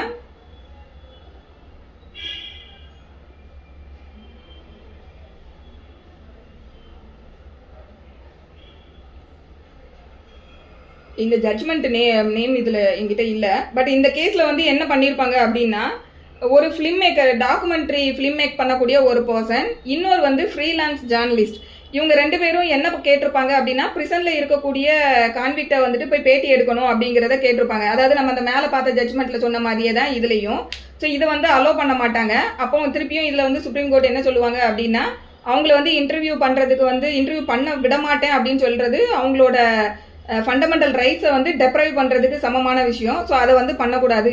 ஸோ அப்படின்னு சொல்லி அந்த எம் ஹாசன் கேஸில் சொன்ன அதே விஷயத்தை இதில் திருப்பியும் வந்து ரீஅஃபார்ம் பண்ணியிருப்பாங்க. ஸோ அடுத்து நம்ம பார்க்க போகிறது சாலிட்ரி கன்ஃபைன்மெண்ட் வந்து 11 பார்த்துட்டோம். அடுத்து 12 லிமிட் ஆஃப் சாலிட்டரி கன்ஃபைன்மெண்ட். இதில் வந்து இப்போ சாலிட்ரி கன்ஃபைன்மெண்ட் வந்து மேக்ஸிமம் எவ்வளோ பீரியட் வரைக்கும் கொடுக்கலாம் அப்படிங்கிறது நம்ம 11ல் பார்த்துட்டாங்க. இப்போ இவங்க என்ன சொல்கிறாங்க அப்படின்னா, 6 months வரைக்கும் பனிஷ்மெண்ட் எக்ஸீட் ஆகக்கூடியதில் வந்து 1 month, அப்புறம் 1 year வரைக்கும் உள்ளதில் வந்து 2 months, அதுக்கப்புறமா உள்ளது 3 months. ஸோ மேக்ஸிமம் 3 monthsக்கு மேலே வந்து சாலிட்ரி கன்ஃபைன்மெண்ட்ன்றது கொடுக்க முடியாது. இப்போ இந்த 1 month, 2 month, 3 month அப்படிங்கிறத ஆஸ் அ ஹோலாக ஒரே ஸ்ட்ரோக்கில் அப்படியே அவங்களுக்கு சாலிட்ரி கன்ஃபைன்மெண்ட்டுன்னு கொடுக்க முடியுமா அப்படின்னா கொடுக்கக்கூடாது. ஸோ அதுக்கு வந்து அந்த லிமிட்டை வந்து எப்படி எடுக்கணும்னு சொல்லக்கூடியது தான் இந்த section 12. So limit of solitary confinement. In executing a sentence of solitary confinement, such confinement shall in no case exceed 14 days at a time with the interval between the period of solitary confinement of not less duration than such period. So இங்கே என்ன சொல்கிறாங்க அப்படின்னா, எந்த ஒரு கேஸாக இருந்தாலுமே solitary கன்ஃபைன்மெண்ட்டை பொறுத்த வரைக்கும் ஆஸ் அ ஹோல் 14 இயர்ஸை தாண்டி போகவே கூடாது. அடுத்த பாட்டில் என்ன சொல்கிறாங்கன்னா, and when the imprisonment awarded shall exceed 3 months, the solitary confinement shall not exceed 7 days in any one month of the whole imprisonment awarded, with the intervals between the period of solitary confinement of not less duration than such period. So மேலே சொல்கிறது வந்து general ரூலாக சொல்கிறாங்க. So எந்த கேஸ்லையுமே வந்து solitary confinement ஒரே டைமில் வந்து 14 டேஸை வந்து எக்ஸீட் பண்ணக்கூடாது. அடுத்த சாலிட்ரி கன்ஃபைன்மெண்ட் வந்து அவங்க எப்படி கொடுக்கணும்னா, திருப்பி அதுக்கு கேப் வந்து 14 டேஸ் விட்டு தான் அடுத்தப்போ திருப்பி அவங்க கொடுக்குறதா இருந்தால் கொடுக்கணும். இதுவே வந்து சப்போஸ் பனிஷ்மெண்ட் வந்து அவார்டட் பனிஷ்மெண்ட் வந்து 3 மாதத்தை தாண்டின பனிஷ்மெண்ட் கொடுக்குறாங்க, 3 இயர்ஸ்க்கு எக்ஸீட் ஆகிற மாதிரி பனிஷ்மெண்ட் கொடுத்துருக்காங்க கோர்ட் அப்படிங்கும்போது அந்த கேசஸில் வந்து சாலிட்ரி கன்ஃபைன்மெண்ட் ஒரு மாதத்தில் 7 நாளை தாண்டி போகவே கூடாது. அடுத்தப்போ அதுக்கு இன்டர்வல் வந்து 7 டேஸ் விட்டு அடுத்தப்போ திருப்பி அடுத்த டென்யூர் வந்து அவங்க கொடுக்கலாம். ஸோ இப்படி தான் வந்து இந்த லிமிடேஷன் சாலிட்ரி கன்ஃபைன்மெண்ட்டை வந்து இவங்க கொடுக்க முடியும். So in general solitary confinement அப்படின்னு சொல்லக்கூடியது மேக்ஸிமம் 3 months வரைக்கும் கொடுக்கலாம். அது என்னங்கிறது 11ல் வந்து சொல்லியிருக்காங்க. இந்த 3 months அப்படிங்கிறதையும் ஒரே டைமில் வந்து நான் 3 months சாலிட்ரி கன்ஃபைன்மெண்ட் கொடுத்துட்றேன், இல்லை ஒரே டோட்டலாக ஒரு மாதம் ஃபுல்லாக உள்ளே இருக்கணும், இல்லை 2 மாதம் ஃபுல்லாக அப்படிலாம் கொடுக்கவே கூடாது. இந்த லிமிட்டுக்குள்ளே விட்டு தான் ஒரு டேர்மில் வந்து எந்த விதமான கேஸாக இருந்தாலும் 14 டேஸே எக்ஸீட் ஆகி சாலிட்ரி கன்ஃபைன்மெண்ட் கொடுக்கக்கூடாது. அதுவே வந்து பனிஷ்மெண்ட் வந்து 3 மாதத்துக்கு மேலே இம்ப்ரிசன்மெண்ட் அவார்ட் பண்ணியிருக்காங்கும் போது அந்த கேஸை பொறுத்த வரைக்கும் ஒரு மாதத்தில் 1 வாரம் தான், 7 days தான். அதுக்கப்புறம் அதே 7 daysக்கான இன்டர்வல் விட்டு திருப்பி அவங்க கொடுக்கலாம். ஸோ இதுதான் வந்து இந்த லிமிட் ஆஃப் சாலிட்ரி கன்ஃபைன்மெண்ட்ன்றதுல சொல்லியிருக்காங்க. ஸோ அடுத்து இந்த சாலிட்ரி கன்ஃபைன்மெண்ட்டில் இன்னொரு ஜட்ஜ்மெண்ட் வேணால் நோட் பண்ணிக்கோங்க. கிஷோர் சிங் ரவீந்தர் தாவ், கிஷோர் சிங் ரவீந்தர் தேவ். ஸோ இந்த கேஸ் என்னென்னா, Kishore Singh Ravinder Dev versus state of Rajasthan. இந்த கேஸில் சுப்ரீம் கோர்ட் என்ன சொல்கிறாங்க அப்படின்னா, எக்ஸப்ஷனலான கேசஸில் மட்டும்தான் for security reasons solitary confinement வந்து இம்போஸ் பண்ணணும் அப்படிங்கிறது. அதாவது ஹேண்ட் கஃபிங்கும் அதே மாதிரி தான், அதாவது இந்த கையில் விலங்கு போட்டு ஃபெட்டர் பண்ணி எடுத்துகிட்டு போகிறாங்கல்ல, ஸோ அந்த மாதிரி அந்த விஷயங்களையும் சாலிட்ரி கன்ஃபைன்மெண்ட்டுன்னு சொல்லக்கூடிய இந்த விஷயங்களையும் exceptional cases for security reasons தான் வந்து பண்ணணும் அப்படிங்கிறது இதில் சொல்லியிருப்பாங்க. அதுக்கப்புறமா இந்த வேறு என்ன கிரவுண்ட்ஸ்லாம் கொடுக்கக்கூடாது அப்படின்னா, லாய்டரிங் இன் தி பிரிசன், அதுக்கப்புறம் பிஹேவிங் இன்சாலன்ட்லி, அன்சிவிலைஸ்டு மேனரில் பிஹேவ் பண்ணுறாங்க. ஸோ இது மாதிரியான விஷயங்களுக்கெல்லாம் வந்து அவங்களுக்கு வந்து சாலிட்ரி கன்ஃபைன்மெண்ட் வந்து கொடுக்கக்கூடாது. அதாவது ரொம்ப அன்சிவிலைஸ்டாக பிஹேவ் பண்ணுறாங்க, இல்லை அந்த ப்ரிசனில் வந்து அலைஞ்சு தெரிஞ்சுக்கிட்டு இருக்காங்க. ஸோ இந்த மாதிரியான ரீசனுக்கெல்லாம் வந்து நீங்கள் சாலிட்ரி கன்ஃபைன்மெண்ட்டுன்றதை வந்து கொடுக்கக்கூடாதுன்றது இந்த கேஸில் சொல்லியிருப்பாங்க. அடுத்து சாலிட்ரி கன்ஃபைன்மெண்ட்டுக்கு ஏன் இவ்வளோ ரெஸ்ட்ரிக்ஷன்ஸ் இருக்குது அப்படின்னு பார்க்கும்போது, ஒரு மனுஷனை வந்து இந்த மாதிரி சாலிட்ரி கன்ஃபைன்மெண்ட்டில் கொஞ்ச நாள் ரொம்ப நாள் வந்து அடைச்சி வைக்கிறாங்க அப்படிங்கும்போது அவங்க மென்டலாக ஆகிற அளவுக்கான கான்சிக்வன்சஸ் வந்து அதில் இருக்குது. ஸோ அந்த அளவுக்கு அவங்க வந்து மென்டலாக பாதிக்கப்படுவாங்க, மைண்ட் பாதிக்கப்படுன்றதுனால தான் இதுக்கு இவ்வளோ ரெஸ்ட்ரிக்ஷன்ஸ் வந்து கொடுக்குறாங்க. ஸோ அடுத்து நம்ம பார்க்க போகிறது செக்ஷன் 13. செக்ஷன் 13 என்ன அப்படின்னா, enhanced punishment for certain offenses after previous conviction. இப்போ இந்த செக்ஷன் 13ல் வந்து சாப்டர் 10 அண்ட் சாப்டர் 17 வந்து சொல்லியிருக்காங்க. இந்த சாப்டருக்கு கீழே வரக்கூடிய அஃபென்ஸை வந்து ஏற்கனவே பனிஷ்மெண்ட் கன்விக்ட் ஆன பர்சன் திருப்பியும் அதே அஃபென்சஸை வந்து ரிப்பீட் பண்ணுறாங்க அப்படிங்கும்போது அவங்களுக்கு பனிஷ்மெண்ட்டை அதிகப்படுத்தி கொடுக்கணும்னு சொல்லக்கூடியது தான் இந்த section 13. So whoever having been convicted by a court in India of an offense punishable under chapter 10 or chapter 17 of the Sankida with imprisonment of either description for a term of 3 years or upwards shall be guilty of any offense punishable under either of those chapters with like imprisonment for the like term shall be subject for every such subsequent offense to imprisonment for life or to imprisonment of either description for a term which may extend to 10 years. So இது என்ன அப்படின்னா, ஏற்கனவே வந்து இவங்க தண்டனைக்கு இந்த சாப்டருக்கு கீழே ஆளாக்கப்பட்டிருக்காங்க, ஏதோ அஃபென்ஸ் வந்து கமிட் பண்ணி. எவ்வளோ நாளைக்கு அவங்க வந்து தண்டனைக்கு ஆளாக்கப்பட்டிருக்காங்க அப்படின்னு பார்த்தோம்னா, with imprisonment of either description for a term 3 years or upwards. So 3 ஆண்டுகள் இல்லைனா 3 ஆண்டுகளுக்கு அதிகமான ஒரு தண்டனை இந்த சாப்டருக்கு கீழே ஏற்கனவே ஏதோ ஒரு அஃபென்ஸை கமிட் பண்ணி கன்விக்ட் ஆகப்பட்டிருக்காங்க.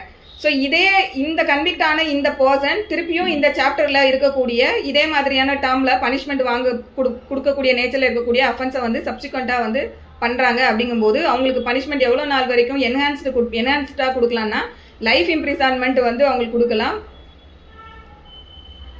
இல்லைனா 10 years வரைக்கும் பனிஷ்மெண்ட் வந்து இம்போஸ் பண்ணலாம் அப்படின்னு இதில் சொல்கிறாங்க.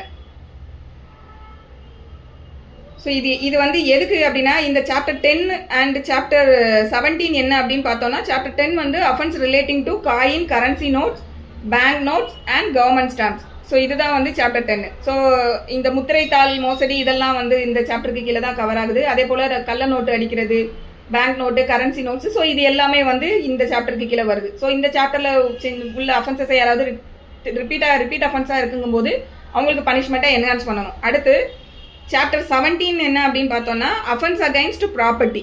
ஸோ இதில் வந்து ப்ராப்பர்ட்டிக்கு அகைன்ஸ்டாக எதிராக நடக்கக்கூடிய எல்லா குற்றங்களும் இந்த சாப்டரில் இருக்கும். ஸோ இந்த 2 சாப்டரில் உள்ளதுக்கு வந்து ரிப்பீட் அஃபென்ஸ்க்கு வந்து பனிஷ்மெண்ட் வந்து என்ஹான்ஸ்டு பனிஷ்மெண்ட். ஸோ இந்த என்ஹான்ஸ்டு பனிஷ்மெண்ட் வந்து எப்படி கொடுப்பாங்க அப்படின்னு பார்த்தோம்னா, ஃபஸ்ட்டு இப்போ ஒரு ட்ரையல் நடந்துகிட்டு இருக்கும்போது சார்ஜ் எப்போ ஃப்ரேம் பண்ணுவாங்க அப்படின்னா, இவங்க ஃபைனல் ரிப்போர்ட் வந்து போலீஸ் ஃபைனல் ரிப்போர்ட் ஃபைல் பண்ணின உடனேயே சார்ஜ்ன்ற ஸ்டேஜ் வந்துடும், சார்ஜ் ஃப்ரேம் பண்ணுவாங்க. அப்போ தான் வந்து இவர் என்னென்ன அஃபென்ஸ்க்கெலாம் சார்ஜ் பண்ணணுன்றதை ஃப்ரேம் பண்ணுவாங்க இல்லையா.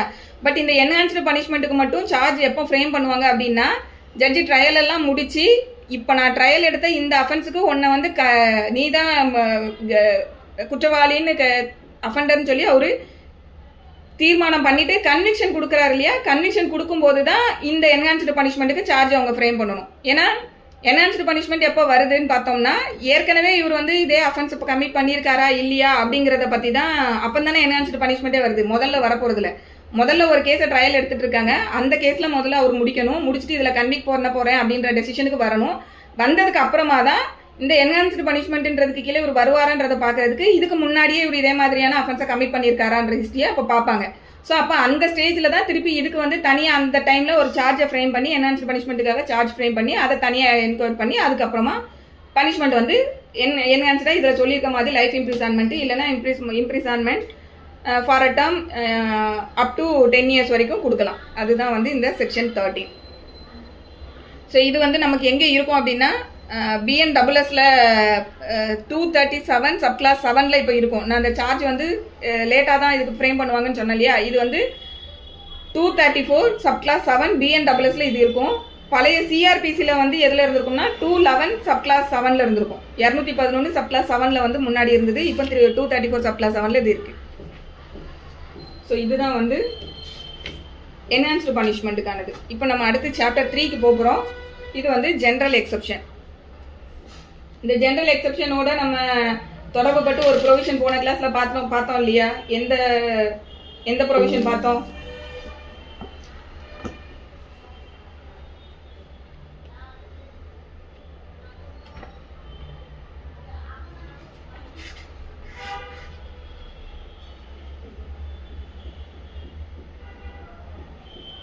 எந்த செக்ஷன்? செக்ஷன் 3ல் பார்த்தோம் இல்லையா. நம்ம செக்ஷன் 3ல் வந்து நம்ம என்ன பார்த்தோம் அப்படின்னா, இந்த சட்டம் ஃபுல்லாகவே நம்ம படிக்கும்போது எப்படி படிக்கணும் அப்படிங்கிறத அங்கே சொல்லியிருப்பாங்க.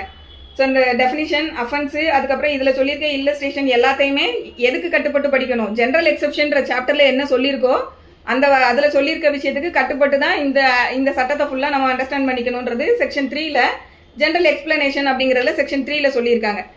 அப்போ இப்போ இந்த சாப்டர் தான் நம்ம பார்க்க போகிறோம், ஜென்ரல் எக்ஸப்ஷன். இந்த ஜென்ரல் எக்ஸப்ஷனை வந்து இந்த ஜென்ரல் எக்ஸப்ஷன் சொல்லக்கூடிய இதில் சொல்லியிருக்கக்கூடிய விஷயங்கள் இந்த BNSல சொல்லியிருக்கக்கூடிய அஃபென்சஸ்க்கு மட்டும்தான் எக்ஸ்டெண்ட் ஆகுமானா கிடையாது. ஸ்பெஷல் ஆக்ட்ஸில் வரக்கூடிய அஃபென்சஸ்க்கும் இந்த சாப்டரில் இருக்கக்கூடியது வந்து எக்ஸ்டெண்ட் ஆகும். இது ஃபண்டமெண்டலாக நம்ம தெரிஞ்சுக்கணும். இது வந்து எங்கே பார்க்கணும் அப்படின்னா, இப்போ நான் சொன்னேன் இந்த மற்ற ஆக்டுக்கும் வந்து இது எக்ஸ்டெண்ட் ஆகுதுன்னு சொல்கிறோம் இல்லையா. ஸோ இது வந்து 2 சப்கிளாஸ் 24ல் வந்து இதை சொல்லியிருப்பாங்க நமக்கு.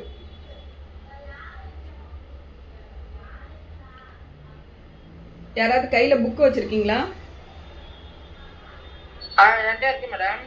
2 சப்கிளாஸ் 24 கையில் இருந்ததுன்னா ஆமாம். எஸ் அஃபென்ஸு 224 வந்து அஃபென்ஸில் வந்து எதெல்லாம் அஃபென்ஸ்ன்னு சொல்லிட்டு இது வந்து ஸ்பெஷல் லாவில் லோக்கல் லாவில் சொல்லியிருக்கிறதுக்கும் இது எக்ஸ்டெண்ட் ஆகும் அப்படிங்கிறது அந்த சப்கிளாஸ் A and Bயில் வந்து சொல்லியிருப்பாங்க. ஸோ இப்போ வந்து அதுவும் இல்லாமலே வந்து நமக்கு இந்த ஜென்ரல் எக்ஸப்ஷனில் நம்ம பார்க்கக்கூடியது எல்லாமே என்ன சொல்லியிருப்பாங்கன்னா, இதில் சொல்லியிருக்கக்கூடிய விஷயங்கள் எல்லாமே நத்திங் இஸ் அன் அஃபென்ஸ் அப்படின்னு சொல்லி ஆரம்பிப்பாங்க. அப்போ நத்திங் இஸ் அன் அஃபென்ஸ்ன்னு சொல்லும்போது ஒரு அஃபென்ஸ் வந்து ஜென்ரல் ஆக்டுக்கு கீழே இல்லை வந்து ஒரு ஜென்ரல் ஆக்டுக்கு கீழே கமிட் பண்ணும்போதும் இப்போ இந்த எக்ஸப்ஷன் சொல்லக்கூடிய சாப்டருக்கு கீழே உள்ள மாதிரியான நேச்சர் இந்த விஷயங்கள் அங்கே அப்ளை ஆகும்போது இதே தான் அங்கேயும் நம்ம வந்து எக்ஸ்டெண்ட் ஆகும், அங்கேயும் எக்ஸ்டெண்ட் ஆகும். ஸோ இதுதான் வந்து ஃபஸ்ட்டு நம்ம புரிஞ்சுக்க வேண்டியது. அடுத்து இந்த சாப்டர் 3ல வந்து மொத்தம் 31 செக்ஷன் இருக்குது. இதை வந்து நம்ம 8 ஹெட்டிங்கில் வந்து இதை பிரிக்க முடியும். ஸோ எப்படி பிரிக்கலாம் அப்படின்னா, mistake of fact and mistake of law. First வந்து mistake of fact and mistake of law, இது வந்து செக்ஷன் 14 and 17ல் வந்து சொல்லியிருப்பாங்க. அடுத்து வந்து privileged acts and judicial acts. Privileged act and judicial ஆக்ட்டுங்கிறது செக்ஷன் 15 and 16ல் வந்து சொல்லியிருப்பாங்க. அடுத்து தேர்ட் ஹெட்டிங் என்னென்னா ஆக்சிடென்டல் ஆக்ட். ஆக்சிடென்டல் ஆக்ட் அப்படிங்கிறது செக்ஷன் 18ல் சொல்லியிருப்பாங்க. அடுத்து வந்து நெசசிட்டி வந்து section 19. Then incapability to commit a crime. Incapability to commit a crime அப்படிங்கிறது செக்ஷன் 20லிருந்து 24 வரைக்கும் சொல்லியிருப்பாங்க. அடுத்த ஹெட்டிங் வந்து acts done with consent. Acts done with consent அதாவது இசைந்து செய்யப்பட்டது, கன்சென்ட்டோட செய்யப்பட்டது. ஆக்ட் டன் வித் கன்சென்ட் இது வந்து செக்ஷன் 25லிருந்து 28 வரைக்கும் இருக்கும். அதோட சேர்த்து 30 இது கூட கிளப் பண்ணணும். அடுத்தாப்ப ட்ரிவியாலிட்டி வந்து செக்ஷன் 33ல் இருக்குது. இந்த ட்ரிவியாலிட்டினா என்னென்னா, ரொம்ப அற்பமான விஷயத்துலலாம் வந்து சட்டம் வந்து தலையிடாது அப்படின்னு சொல்லக்கூடியது ட்ரிவியாலிட்டி. அடுத்து வந்து ப்ரைவேட் டிஃபென்ஸ் அப்படிங்கிறது செக்ஷன் 34லேருந்து 44 வரைக்கும் இருக்குது. ஸோ இந்த மாதிரி நம்ம இந்த சாப்டர் 8 ஹெட்டிங்கில் வந்து கிளாஸிஃபை பண்ண முடியும். இந்த 8 ஹெட்டிங்கில் இப்போ நம்ம கிளாஸிஃபை பண்ணினதை வந்து இதை மொத்தத்தையுமே வந்து 2 கேட்டகரியாக நம்ம இதை வந்து பண்ண முடியும். இந்த 8 ஹெட்டிங்குமே வந்து 2 கேட்டகரிக்குள்ளே வந்து அதை நம்ம வைக்க முடியும். எப்படி அப்படின்னா, இதில் இருக்கக்கூடிய மொத்த விஷயமுமே 2 கேப்ஷனில் வருது. ஒன்று எக்ஸ்கியூசபிள் எக்ஸப்ஷன், இன்னொன்று வந்து ஜஸ்டிஃபியபிள் எக்ஸப்ஷன்.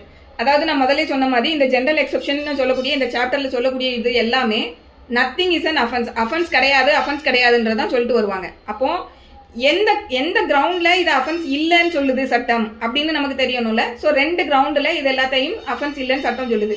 ஸோ அந்த 2 கிரவுண்டு என்னன்னா, ஒன்று வந்து எக்ஸ்கியூசபிள் எக்ஸப்ஷன், இன்னொன்று வந்து ஜஸ்டிஃபியபிள் எக்ஸப்ஷன். அதாவது ஒன்றை வந்து என்னை வந்து இது வந்து எக்ஸ்கியூஸ் பண்ணிருங்கன்ற மாதிரியான நேச்சரில் உள்ள எக்ஸப்ஷன். இன்னொன்று வந்து லாவே வந்து என்னால் இதை ஜஸ்டிஃபை பண்ண முடியும், நான் இதை ஏன் பண்ணினேன்னு என்னால் சட்டப்படி ஜஸ்டிஃபை பண்ண முடியும் அப்படின்னு சொல்லி இந்த 2 டைப்புக்குள்ள வந்து இந்த மொத்த விஷயங்களையும் நம்ம எடுக்க முடியும்.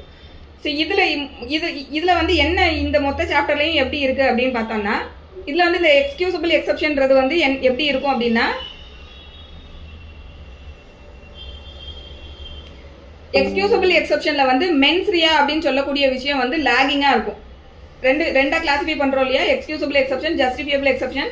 இதில் எக்ஸ்கியூசபிள் எக்ஸப்ஷன்றதுல வந்து மென்ஸ்ரியா, நம்ம முதல்ல வந்து என்ன பார்க்குறோம், ஒரு குற்றம் பண்ணணும்னா அதுக்கு வந்து குற்ற மனம் இருக்கணும், மென்ஸ்ரியாங்கிறது இருக்கணும், அப்போ தான் அது குற்றம்ன்றது பார்த்தோம்.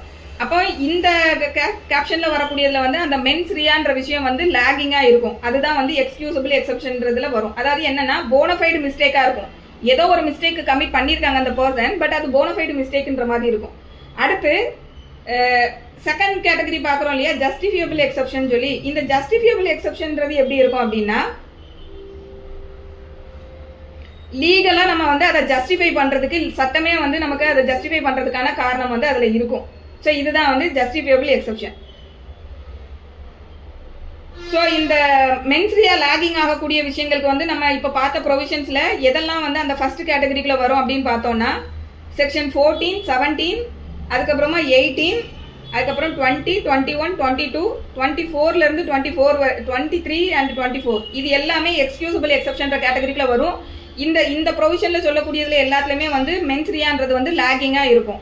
ஸோ என்ன ப்ரொவிஷன்லாம்னா 14, 17, அதுக்கப்புறமா வந்து 18, 20, 21, 22, 23 and 23. அடுத்து ஜஸ்டிஃபியபிள் எக்ஸப்ஷன் பார்க்குறோம் இல்லையா, இதில் வந்து எந்த செக்ஷன்லாம் கவர் ஆகும் அப்படின்னு பார்த்தோம்னா, செக்ஷன் 15 வரும், அதுக்கப்புறமா வந்து செக்ஷன் 19, அப்புறம் 25 to 27, அப்புறம் 30, 32, 34 to 44 இது எல்லாமே வந்து லா கிட்ட நம்ம கோர்ட்டில் ஏதாவது ஜஸ்டிஃபை பண்ண முடியும். ஸோ அந்த மாதிரியான நேச்சரில் இந்த இதெல்லாம் இருக்கும். ஸோ இந்த 2 கிரவுண்ட். இப்போ இந்த இது நம்ம ஜென்ரல் எக்ஸெப்ஷன் அப்படிங்கிறது பார்க்குறோம் இல்லையா? இந்த ஜென்ரல் எக்ஸெப்ஷன் அப்படின்னு பார்க்கும்போது இப்போ இதில் வரக்கூடிய இதை ப்ரூவ் பண்ண வேண்டிய பேர்டன் யாருக்கு இருக்குது அப்படிங்கிறது நம்ம இதில் தெரிஞ்சுக்கணும். இன் ஜென்ரல் கிரிமினல் கேஸை பொறுத்த வரைக்கும் கேஸை ப்ரூவ் பண்ண வேண்டிய பேர்டன் யாருக்கு இருக்குது அப்படின்னு பார்த்தோன்னா ப்ராசிக்யூஷனுக்கு தான் பேர்டன் இருக்குது. ப்ராசிக்யூஷனோட பேர்டன் வந்து எந்த எக்ஸ்டென்ட்டுக்கு இருக்குது அப்படின்னா பியாண்ட் ரீசனபிள் டவுட் அவங்க ப்ரூவ் பண்ணணும். இது நம்ம எல்லாத்துக்கும் தெரிஞ்ச விஷயம் தான். அதாவது ப்ராபபிலிட்டி அவங்க ப்ரூவ் பண்ணால் பத்தாது. ப்ரிபாண்டரன்ஸ் ஆஃப் ப்ராபபிலிட்டின்னு ஒரு தியரி இருக்குது. பியாண்ட் ரீசனபிள் டவுட்னு சொல்லி ஒரு தியரி இருக்குது. ஸோ இது ரெண்டுமே என்னன்னா எந்த எக்ஸ்டென்ட்டுக்கு நம்ம வந்து ஒரு கேஸை ப்ரூவ் பண்ணணும் அப்படிங்கிறது. இதில் வந்து இந்த ப்ரிபாண்டரன்ஸ் ஆஃப் ப்ராபபிலிட்டி அப்படிங்கிறது எங்கே நம்ம அப்ளை பண்ணுவோம்னா சிவில் கேசஸில் வந்து நம்ம அப்ளை பண்ணுவோம். அதாவது PRE PON DANCE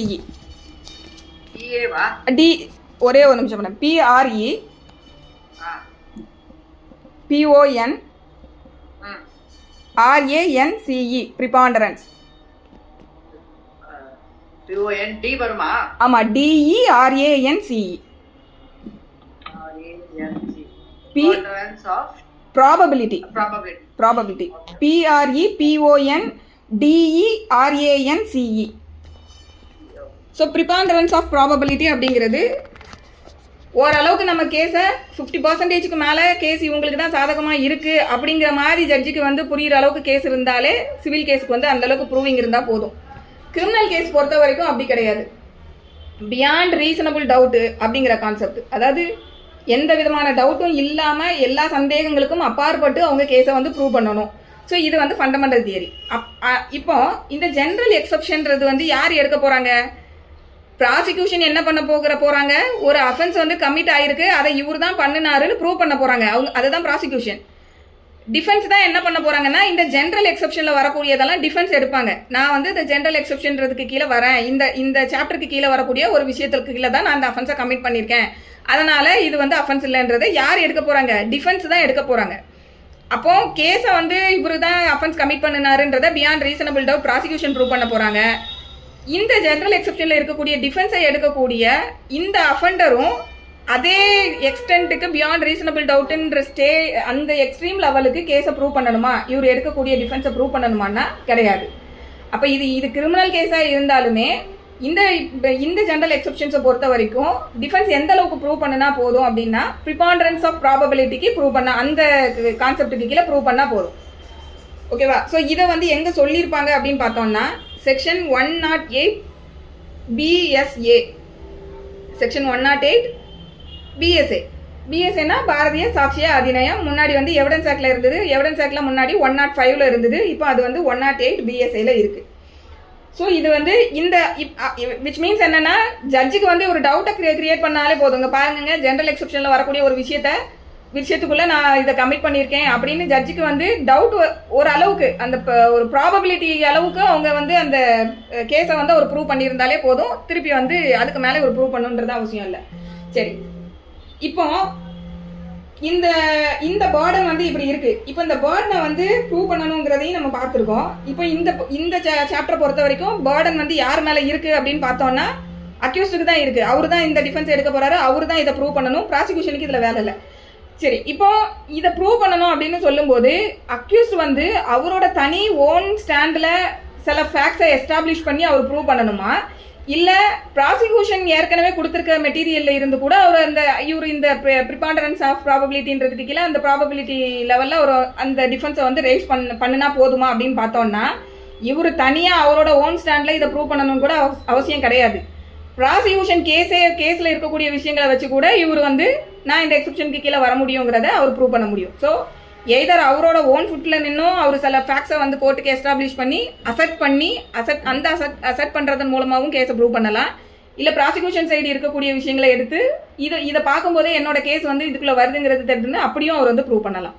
ஸோ இந்த ரெண்டு மெத்தட்லையும் அவங்க இதை பண்ணிக்கலாம்.